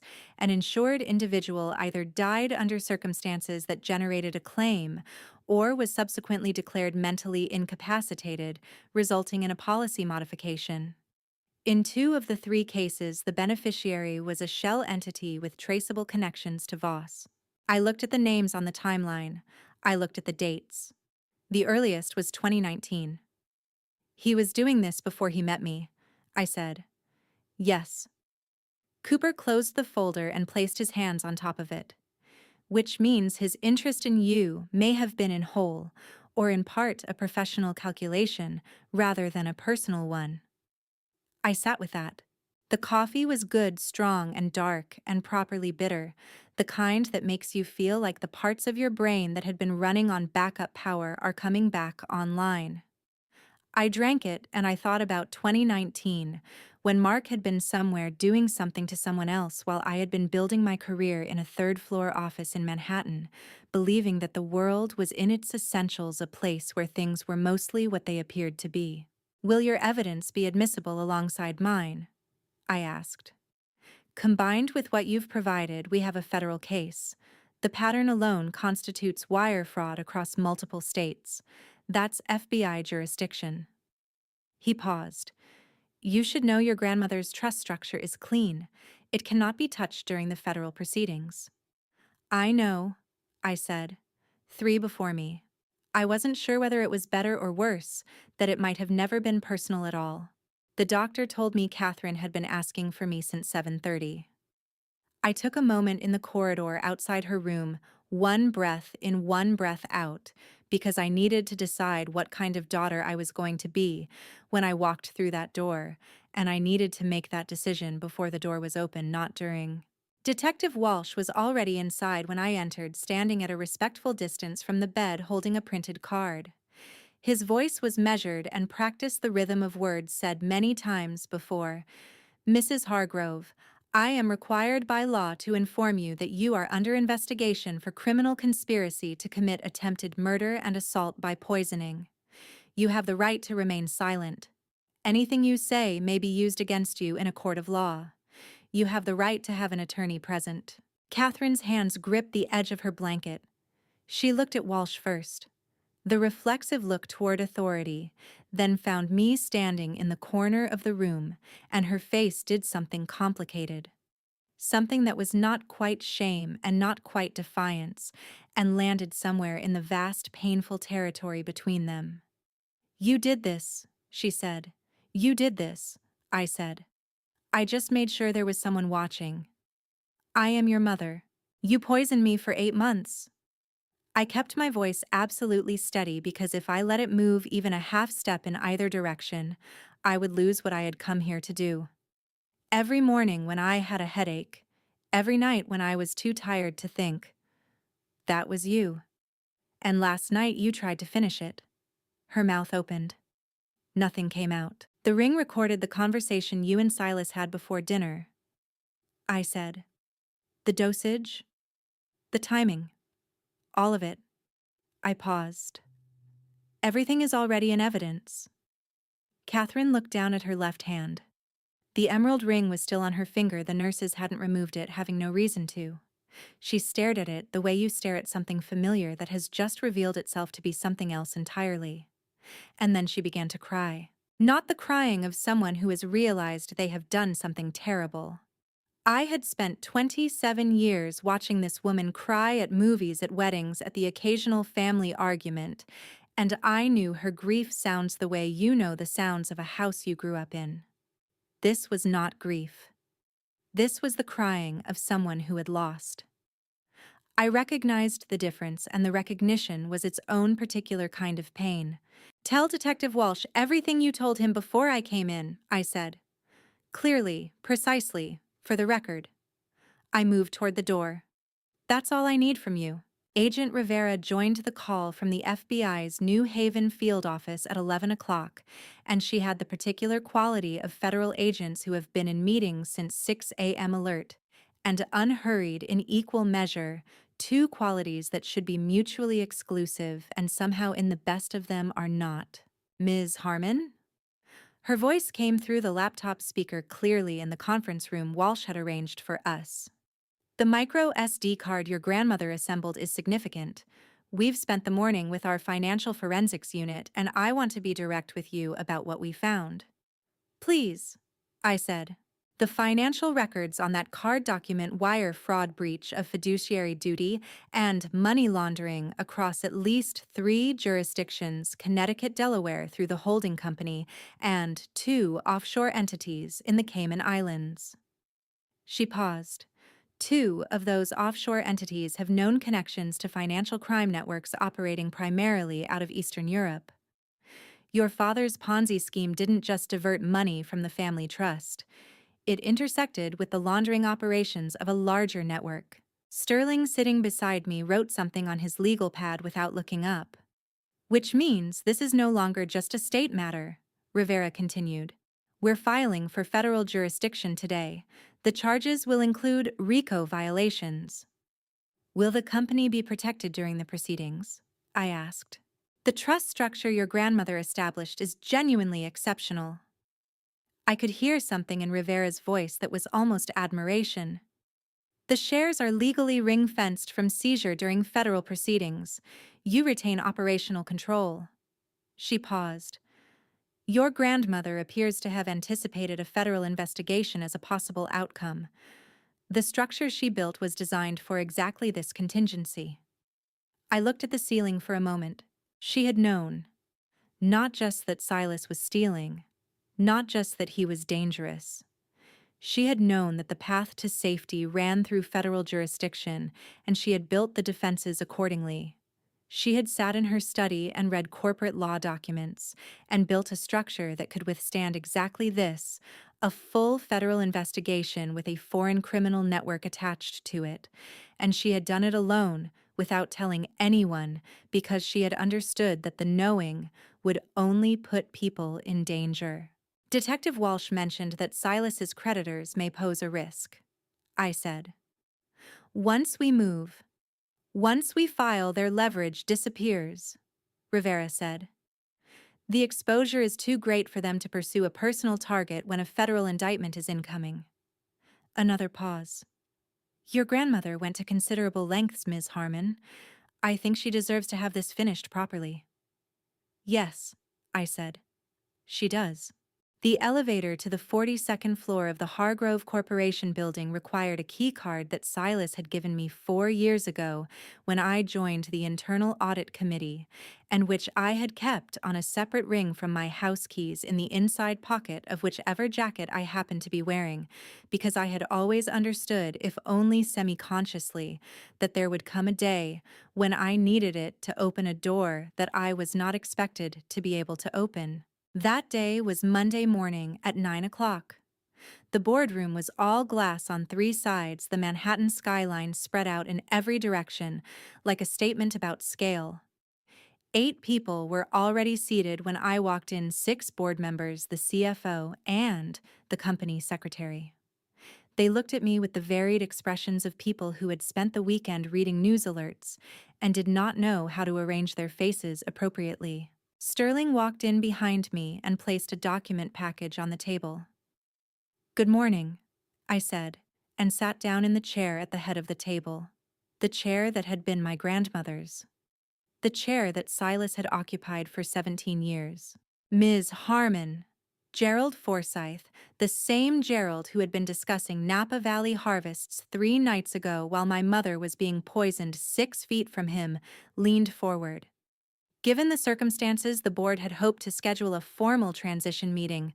This is the formal transition meeting, Sterling said pleasantly.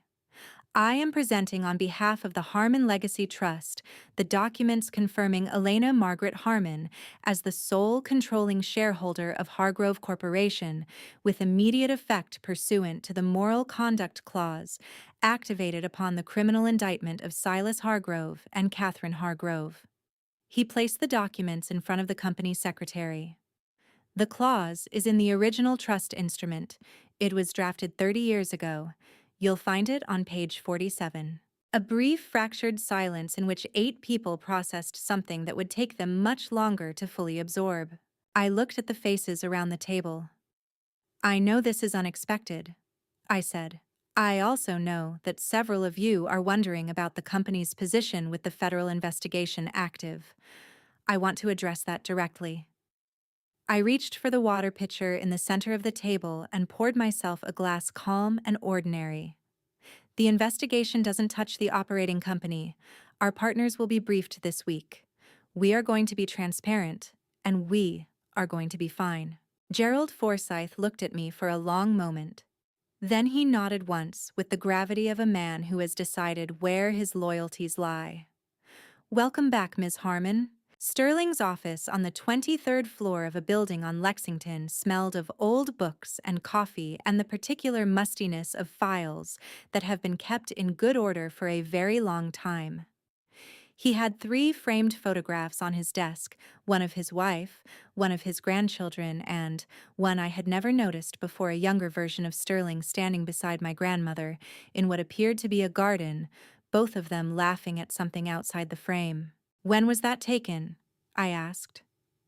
1994, he said. The year after she retained me. He sat down and folded his hands on the desk. Elena, there is one more thing. He placed a final envelope on the desk. It was thick enough that the flap had been sealed with extra adhesive, and on the outside, in my grandmother's handwriting, for Elena. After. After what? I asked. After all of it, he said. She was very specific. I opened it. Inside was a life insurance policy, not the one Mark had taken on my life, but an older document, the paper slightly yellowed at the edges, the typeface characteristic of a form printed before everything moved to digital. The policyholder's name was Silas Hargrove. The insured was also Silas Hargrove. The beneficiary line had been amended by hand initial dated 12 years ago, Elena Margaret Harmon. $5 million, Sterling said quietly. Your grandfather purchased the policy 30 years ago. Your grandmother updated the beneficiary 12 years ago after she first began to suspect Silas's intentions. I turned the page, read the terms. This is valid. Entirely. In the event of Silas Hargrove's death, the full amount is payable to you, given his current health situation. Sterling stopped. Don't, I said. He stopped. I sat with the document in my hands for a moment. $5 million payable upon the death of the man who had tried to have me killed. Purchased by my grandfather, redirected by my grandmother, preserved through 12 years of a woman building a quiet case against her own son, and now sitting in my hands on a Monday morning in November, like a kind of cosmic bookkeeping. Some ironies were too complete to call victory. Is there anything else? I asked. That's everything, Sterling said. She wanted you to have it all at once at the end, so you would understand the whole of it. I folded the policy and put it in my jacket pocket. She was thorough, I said. She loved you, Sterling said simply. Thoroughness was how she showed it. I drove back to Greenwich in the afternoon because there was no reason not to.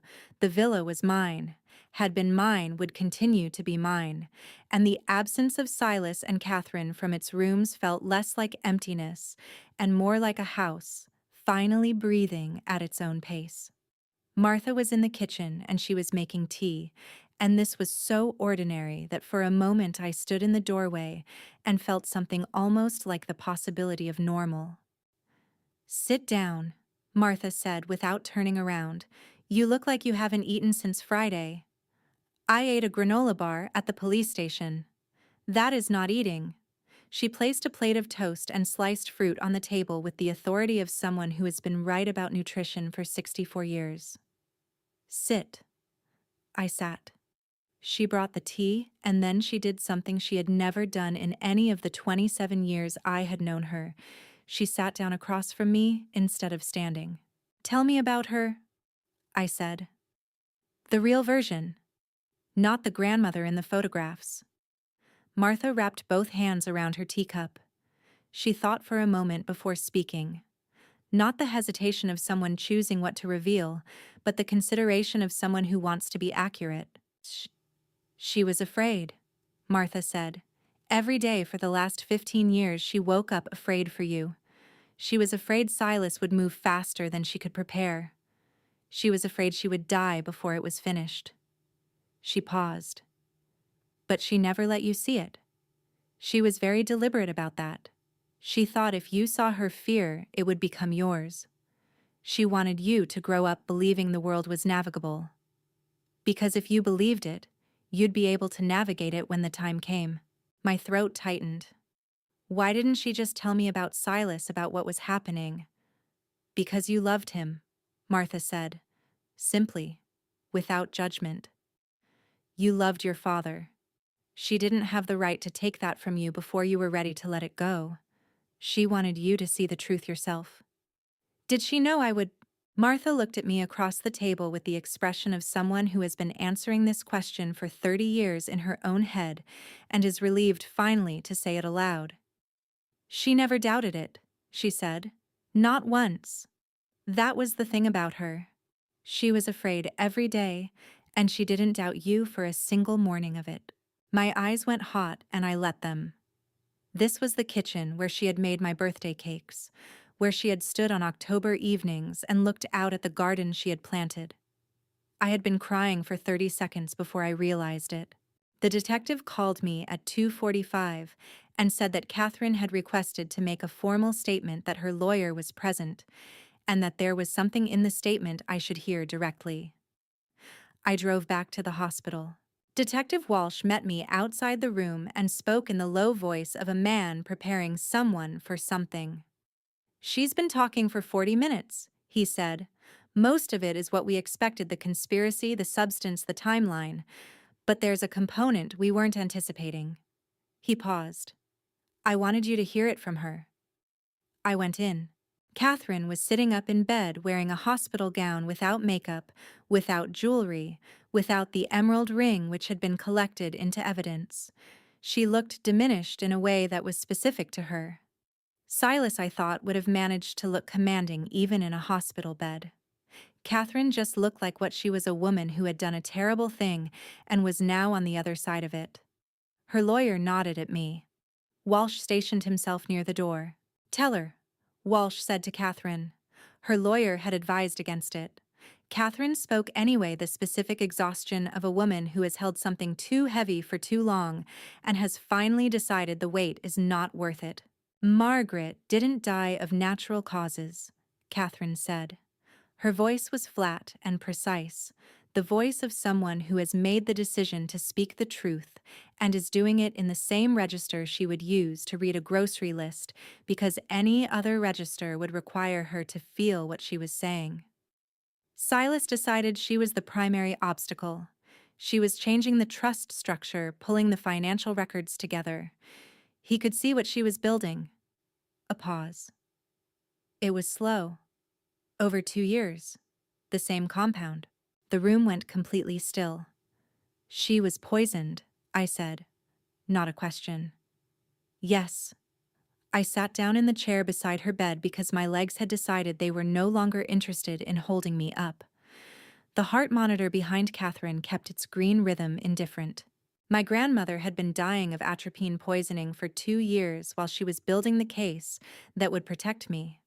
She had been dying of it while she was writing the letters and placing the people and setting the trust structure and preparing everything, every single piece of it, while the same thing that would have killed me was already killing her. She knew? I asked. Catherine's jaw worked for a moment. She suspected. Toward the end. And she kept going, I said. Yes. I looked at my mother, this woman who had done this, who had administered this, who had watched an old woman diminish over 2 years and continued, and I felt something that was beyond anger, that had moved past anger entirely into a place that was wider and quieter and in some ways more terrible. Say it again, I said. Everything, clearly, for the record. Sarah sent the final report at 4:17. I read it in the front seat of my car in the hospital parking lot with the engine off and the October afternoon light turning everything outside the windows the color of old copper. The header: Forensic Toxicology Hair Follicle Analysis. Sample provider Martha Danes submitted on behalf of estate. Decedent Margaret Victoria Hargrove. I had asked Martha to collect this sample 2 months ago, a lock of hair preserved from my grandmother's hairbrush, kept in a sealed envelope that Martha had held in her possession for 18 months, waiting for a laboratory context in which it could be properly analyzed without questions about chain of custody that neither of us wanted to answer before we were ready. Sarah's findings were clean, detailed, and devastating. Atropine metabolites detected at the follicular level. Concentration pattern consistent with chronic exposure. Estimated duration of exposure 18 to 24 months prior to death. Cause of death listed in medical records as cardiac arrest secondary to heart failure. Finding cardiac presentation consistent with prolonged anticholinergic toxicity. Reclassification recommended. 2 years. My grandmother had been dying for 2 years while she was building the architecture of my survival. While she was calling Sterling. While she was recording Silas's financial movements. While she was writing the letters and placing Martha and setting the trust structure and lining everything up so that when it happened, when the inevitable long delayed it finally happened, the machine she had built would already be running. She had built it while she was being killed. I sat in the car for a while. I didn't plan to do anything in particular. I had no specific response prepared for this moment, because there was no version of preparation that reached this far. There was only sitting with the weight of it until the weight became something you could breathe around. Outside, a woman walked across the parking lot holding a child's hand. The child said something, and the woman laughed, the sound carrying briefly across the cold air before the wind took it. "Grandmother," I said into the silence of the car. Just the word. Just her name, not a title, not a form of address, but the name itself said plainly into the empty air as if plainness were the only appropriate register for something this large. The first time I had ever said it like a prayer instead of a greeting. I sat there until the light changed. Then I started the car. There were 7 cameras and 11 reporters when Arthur pulled up to the front of the Greenwich Police Department at 5 o'clock. Sterling had been warned this would happen. Major crime arrests involving a named Fortune 500 adjacent family, and a federal investigation tended to attract press, the way spilled sugar attracted ants. He was already there when I arrived, standing at the top of the steps with his jacket buttoned and his expression composed. "You don't have to say anything," he said when I came up the steps. "We can go through the side entrance." "No," I said. "It's fine." I turned to face the cameras. The October light was behind me, long and golden, the kind of light that made everything look more resolved than it was. Microphones appeared on extended arms. Someone called my name. "Ms. Harmon, can you confirm the charges against your parents and your husband?" "The charges are a matter of public record," I said. "I'll refer you to the Fairfield County Court filing for specifics." "Can you tell us how you first became aware of the conspiracy?" I thought about a spoon, a reflection, a tiny ripple on the surface of a glass of wine. "I paid attention," I said. "The company shares will Hargrove Corporation continue to operate during the federal investigation?" "Yes. We will be transparent with our partners and with the public. The company is structurally sound and the investigation does not affect operations." I paused. My grandmother built something worth protecting. I intend to protect it. Another reporter, younger than the others, pushed forward. Your husband has been charged with multiple federal counts, including similar fraud patterns predating your marriage. Do you have a statement? I have nothing more to say about my husband, she pressed. Do you feel betrayed by your family? I looked at the camera directly. There was a version of this question that deserved a complicated answer, and there was the version I would say, into a microphone with 17 people watching. I feel grateful, I said, to every person who stood with me when it mattered. I turned and went back up the steps. Sterling fell in beside me. That was very good, he said quietly. It was true, I said. That's why it worked. Sometimes truth and strategy were identical. That was when they were most powerful and most clean, and left the least residue. Sarah was in the outpatient clinic with a bandaged wrist, a new phone purchased from the hospital gift shop, and the specific expression of someone who has been through something and has already begun organizing it into a story she will tell more calmly in 6 months. I sat down beside her. How bad is the wrist? Hairline fracture. They're calling it a sprain officially because the radiologist and I had a difference of opinion about the imaging. She held it up, a thick bandage, nothing dramatic. It's fine. It's not fine, I said. Well, no, but it's manageable. She looked at me with the directness she had always had, the quality that had made her both an excellent scientist and occasionally an uncomfortable friend. He grabbed my phone and threw it onto the floor. That's the worst thing he did. In context, that seems almost quaint. He frightened you. He frightened me, she agreed. And then I uploaded the files and it stopped mattering whether I was frightened or not. She paused. Are you going to apologize to me? Yes. Don't, she said. You warned me this was possible. I chose to be there. I drove myself to a hospital parking lot in the dark voluntarily. The wrist is mine to own. She adjusted her position on the exam table. Elena, you need to stop running the incident analysis on what you could have done differently. I'm not. You are. She said it gently but precisely. You've been running it since Friday night.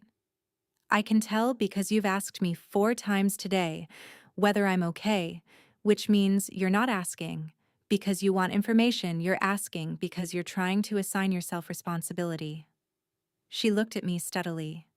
You saw what was happening in a reflection in a spoon in real time while sitting next to the man you believed was your partner. Nobody sees it faster than that. Nobody catches it sooner. My throat tightened. You moved the moment you knew, she said. That's what matters. I reached over and put my hand briefly over hers, the uninjured one, the one without the bandage. Thank you, I said. Just the 2 words.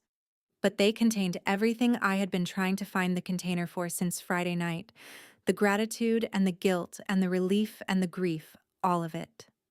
Sarah squeezed my hand once. Buy me dinner when this is over. Somewhere with real tablecloths. Done, I said.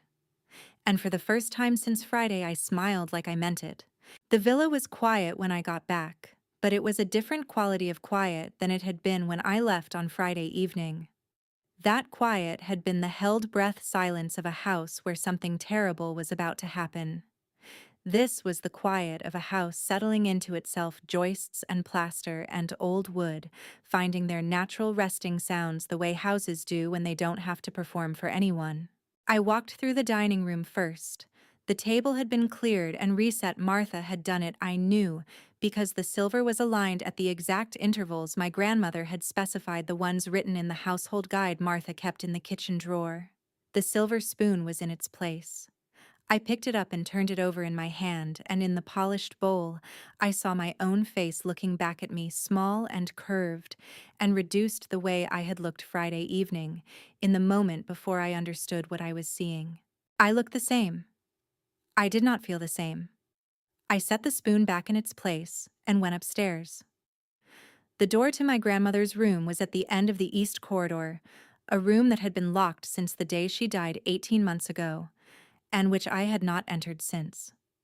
Martha had left the key on my bedside table this morning without a note, because Martha understood that some things didn't need explanation. I unlocked the door. The room smelled of her. That specific combination of the perfume she had worn since the 1980s, and old wood, and the particular cleanness of a room kept in perfect order, it hit me the moment the door swung open, and I had to stand in the doorway for a moment before I could walk in. Everything was exactly as she had left it. The desk, the reading lamp, the view from the east window, the Connecticut countryside going dark in the late evening, the elm trees, her silhouettes against a sky going from gray to deep blue. On the desk, a single piece of paper in Martha's handwriting. She sat here every morning and thought about you. I thought you should know. I sat down in her chair. The view from where she had sat every morning was exactly the view from her window, the same elms, the same garden she had designed, the same strip of road at the far edge of the property, where decades ago she had arranged for Arthur to be employed, and Martha to be placed, and everything to begin. I sat there without a plan, without an analysis, without the next step calculated. I sat there until the sky went completely dark and then a little longer, because some places you need to occupy fully before you leave them. Sterling arrived at 10 with the eviction paperwork and the expression of a man delivering something he has been looking forward to for 11 months. The notice has been served to Silas and Catherine Hargrove's legal counsel as of 8 this morning, he said, setting the folder on the kitchen table. Effective immediately as the owner of record, you have full authority to change access codes, replace locks, and take possession of all contents not subject to the pending evidence inventory. I opened the folder. The property deed was on top. Harmon Legacy Trust LLC. Trustee Sterling Wade. Beneficiary Elena Margaret Harmon. Date of transfer 14 months ago. I had signed the paperwork myself. Sterling had presented it as a routine trust amendment, which it was a routine trust amendment that happened to transfer legal ownership of a 4-story Georgian villa in Greenwich, Connecticut, to the organization that held it on my behalf. She told me it was a formality, I said. It was, Sterling said, the most consequential formality in the entire structure. He sat down across from me and folded his hands. Elena, your grandmother began planning this transfer the year after your grandfather died. She saw at that stage what direction Silas was moving. The house was the first thing she protected because she understood correctly. It turned out that if it came to a confrontation, the physical space where it happened would matter. She knew they'd choose the villa, I said. An anniversary dinner at the family estate was a predictable setting for what they intended, he said. Your grandmother thought ahead by approximately 12 years on most things. I looked at the deed in my hands. 4 floors of Georgian brick in which 3 generations of my family had lived, fought, built something, and then attempted to destroy each other. A house that had been passed through a trust structure with my name on it for over a year, while I attended dinner parties inside it and believed I was a guest. I had never been a guest. The locks, I said. Can we change them today? Martha has already arranged for the locksmith, Sterling said. He's coming at noon. I nodded.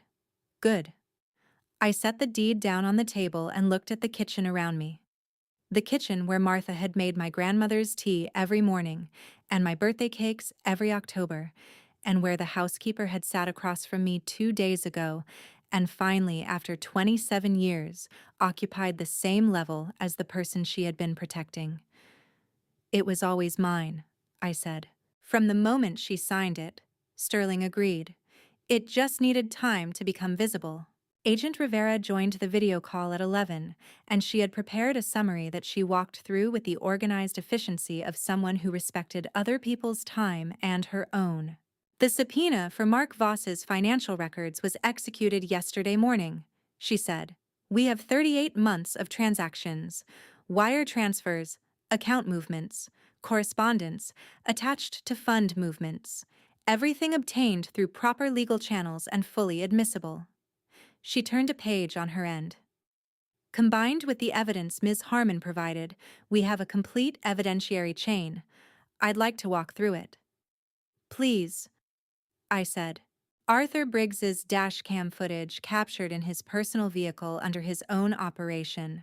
Legally obtained, fully admissible in Connecticut. She checked her list. Audio from the recording device installed in Catherine Hargrove's ring, one-party consent statute applies in Connecticut. The installation was performed by a private individual in a space where Catherine Hargrove had a reasonable expectation of privacy. However, the conversation captured was between parties present in a shared space, admissible as investigative lead. Catherine's post-Miranda confession corroborates and supersedes it as primary evidence. Sterling beside me was writing on his legal pad in his small, precise handwriting. Sarah Reeves's toxicology report. Rivera continued.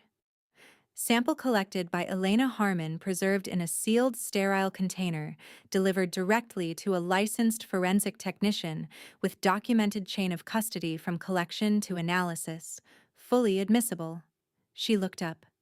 The micro SD card from your grandmother's estate, financial records spanning 3 years, original documents. Your grandmother appears to have maintained these as contemporaneous business records. Under federal evidentiary rules, this qualifies as business records, exception to hearsay. She kept them in original form, I said, annotated in her own handwriting, dated. Which is exactly why they work, Rivera said. Ms. Harmon, I want to be direct. This is one of the most complete evidentiary packages I have received in an attempted murder and fraud case. The defense will challenge individual elements as they always do. But the redundancy here, the number of independent evidence streams that corroborate each other, makes each challenge substantially more difficult. Sterling looked up from his pad. What's the projection on plea negotiations? Given the federal exposure RICO wire fraud, the international elements plea deals are likely for all 4 defendants. Your client, Ms. Harmon, is in a position to decline or accept any offered terms. That's entirely her decision. I know what I want, I said. I want the record to be complete, whatever form that takes. Then it will be, Rivera said. I saw Chloe on the steps of the courthouse at 2 o'clock, coming out with her lawyer after a preliminary hearing I had not attended. She saw me at the same moment, both of us stopping on the broad granite steps in the mid-afternoon light, the city moving past on the street below, with the complete indifference of cities to the specific weight of individual moments.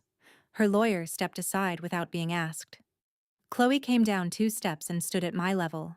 She looked smaller than she had at the dinner table on Friday. Not physically, she was the same height, the same face, but there was something about her that had compressed inward the way people look when they've been carrying something too heavy for too long and have finally set it down, and what's left is just the posture of carrying. I know there's nothing I can say, she started. There isn't, I agreed, but say it anyway. She took a breath. I am sorry, not as a legal position. Not because my lawyer told me to say it. I'm sorry because... She stopped. Because I knew what they were doing and I let it happen, and I told myself you were stronger than me, and you'd be fine, and that was just... Her voice cracked. That was just a thing I told myself so I didn't have to do anything different. I know, I said. I was jealous, she said. It came out like a confession that had been waiting years for the right container.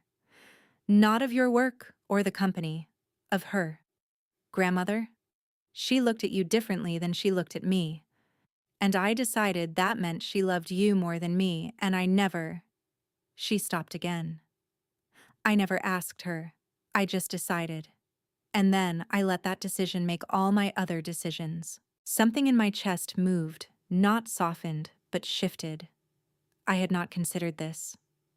In 6 weeks of building evidence and running contingencies, I had not considered that Chloe's betrayal had its root in something as ordinary and ancient as feeling unloved. She loved you, I said. She was afraid to show it because she was afraid of what Silas was building in you. That's different from not loving you. Chloe's eyes went bright and wet. I didn't know that. No, I said. Neither of us did until it was too late to ask her. She turned to go. Chloe. She stopped. Don't waste whatever they give you. Whatever comes next, use it. Her chin lifted slightly. She walked away without looking back. And I stood on the courthouse steps and hoped without being certain that she would. The company had existed for 31 years before I walked into the chairman's office on a Wednesday morning and sat down at the desk my grandmother had chosen and intended always to leave to someone she trusted with something she had built from nothing. CFO, Williams 60s, rectangular glasses. The careful energy of a man who has kept a corporation's books through multiple regimes and learned to reserve judgment was already in the office when I arrived, with 2 cups of coffee and a financial summary that ran to 40 pages, and which he had clearly been awake until 3 producing. The news is better than the board feared, he said, sliding the summary across the desk. Your grandmother restructured the operating debt obligations over the past 3 years quietly through a series of refinancing arrangements that moved the risk exposure away from the core accounts. He adjusted his glasses. The funds Silas diverted never penetrated the main operating structure. She had anticipated the possibility and built a firewall. How long had she been doing this? I asked. The first restructuring movement was 4 years ago. He paused. It was done in your name as a formal trust transaction.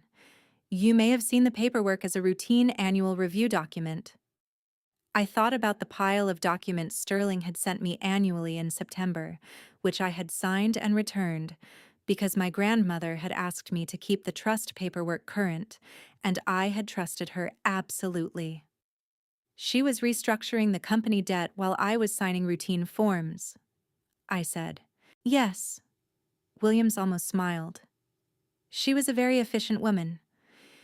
I looked at the 40-page summary. Revenue, operating margin, partner accounts. The shape of something my grandmother had spent 30 years building and which had, through a combination of her foresight and my preparation, survived intact. I want to be transparent with our partners, I said. Full disclosure of what happened, not a controlled narrative, not PR management. The truth told directly before anyone else tells a version of it. Williams looked at me over his glasses. That's an unusual approach. My grandmother used to say that the only sustainable competitive advantage is a reputation for honesty, I said, because it's the only one your competitors can't replicate by spending money. I picked up one of the coffee cups. She said it a lot. I just finally understand why it's true. Williams removed his glasses and cleaned them on his tie, a gesture I would come to understand was his version of a nod. Where do you want to start? He asked. From the beginning, I said, where she started, and then we'll work forward. Arthur was in the garage when I found him doing what he had always done when something was ending, polishing a car that was already spotless. The town car gleamed under the garage's overhead lighting with the particular perfection of something maintained long past the point of necessity, out of respect for what it had carried. I stood in the doorway for a moment before he heard me. The garage smelled of motor oil and cold concrete, and the specific quietness of a man working alone, the kind of work that isn't really about the car at all, but about having somewhere to put your hands while your mind settles something it hasn't finished with yet. 19 years.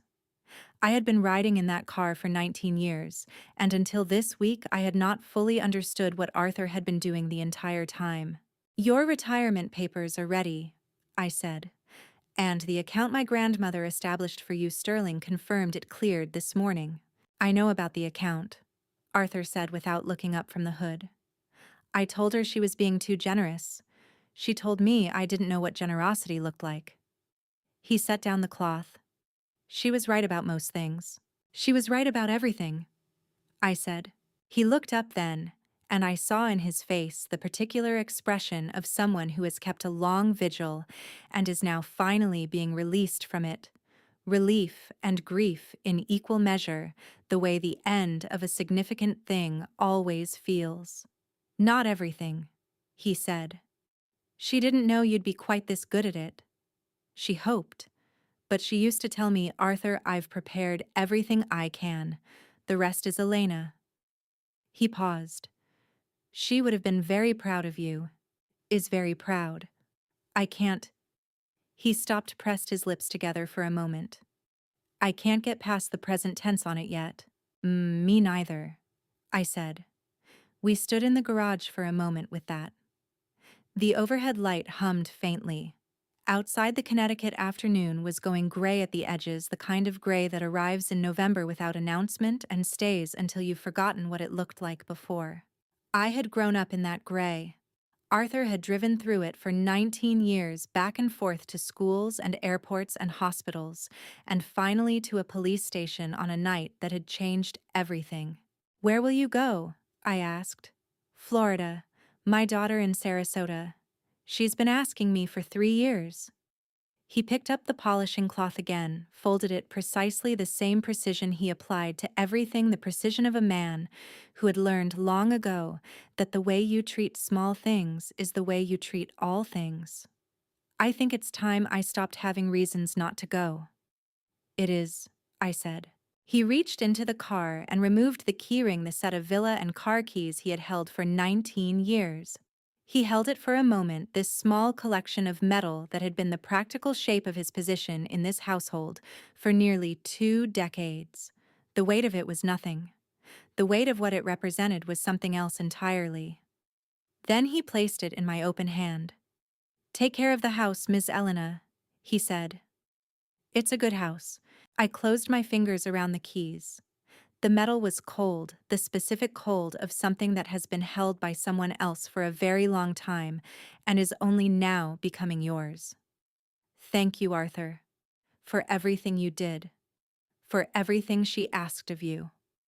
He nodded, once the nod of a man who is content with what he has done and does not need more words around it, and walked toward his room at the back of the garage to begin finally the work of leaving. I stayed where I was until I heard the door close. The keys were cold in my hand. The house was good. My grandmother had known it since before she bought the land, had stood on this same ground decades ago, and understood in the way she understood most things before anyone else did, that the place itself mattered. That the walls and the elms and the kitchen garden and the garage where a loyal man had polished the same car for 19 years, all of it was worth protecting. She had protected it, and now it was mine to keep. 6 months later, 42nd floor, 6:15 in the morning. I stood on the balcony with coffee in my hand and watched Manhattan finish assembling itself out of darkness, building by building, light by light, until the skyline was complete, and the sky behind it had turned the deep blue that only exists in the minutes before sunrise decides what it wants to be. 6 months. Mark, 22 years, federal plea, February. Silas and Catherine, 3rd week of trial, pleas being discussed. Chloe, 18 months probation, courthouse steps. I'm sorry, and I had believed her, which was different from forgiving her, and I was still deciding what to do with the difference. Sarah was at the FBI's forensic lab in New Haven. Her last message coffee machine is excellent. Tablecloth still pending. Martha and Arthur were 12 minutes apart in Sarasota. Sunday mornings, apparently. Martha had mentioned it once in a tone that contained more warmth than she intended me to notice.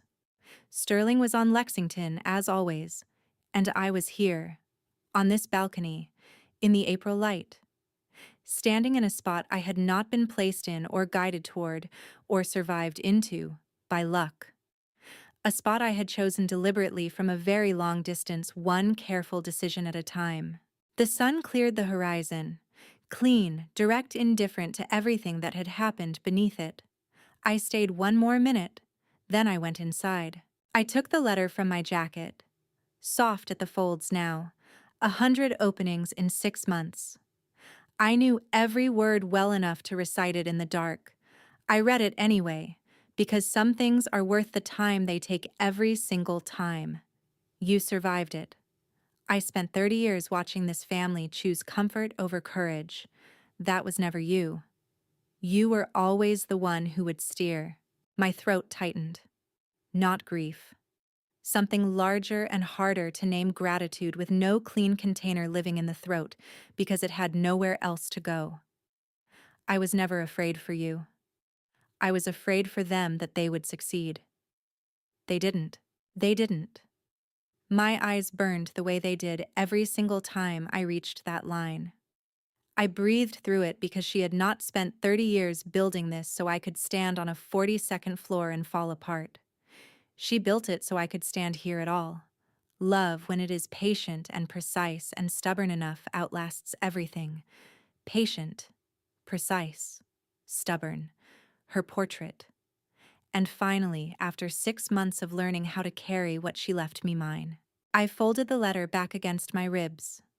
Then I took out the insurance policy $20 million marks document the price they had placed on my existence, and I tore it until the April wind took the pieces from my open hands. White fragments, blue sky, gone. I did not wipe my eyes. I went to work. People ask me sometimes what held me together through all of it. Honestly, two things: preparation and faith. There was a morning somewhere in the middle of those 6 weeks when I sat alone in that bathroom with a mirror and a plan and nothing guaranteed, and I prayed. Not for revenge. I asked God for clarity, for the courage to do what was right, not just what felt justified. I believe that prayer was answered not dramatically, but quietly, the way most important things arrive. Here is what I want to say to anyone watching who recognizes pieces of this story in their own life. Family betrayal, revenge, is not a path you choose. It chooses you when the people who should have protected you decide you are more useful as a victim. If you are in that place right now, document everything, trust carefully, and never let anyone convince you that staying silent is the same as keeping peace. I've read enough family Reddit stories to know this is not rare. Poisoned inheritances, forged signatures, people who smile at dinner and plan your disappearance before dessert. These family Reddit stories exist because families like mine exist. And family betrayal revenge, the real kind, doesn't look like screaming. It looks like a woman who took 6 weeks, stayed calm, and let the evidence speak. My personal opinion: blood is not automatically loyalty. Love is demonstrated, not assumed. If this story moved something in, you share it. Someone in your circle may need to hear it. Leave a comment below telling me which moment stayed with you. And if you haven't subscribed yet, this is your sign. Thank you sincerely for staying until the very end. It means everything. A note before the next story: some narratives ahead contain fictional elements crafted for educational purposes. If that's not the content you're looking for, this is your moment. Step away and find what serves you better. No judgment, only honesty.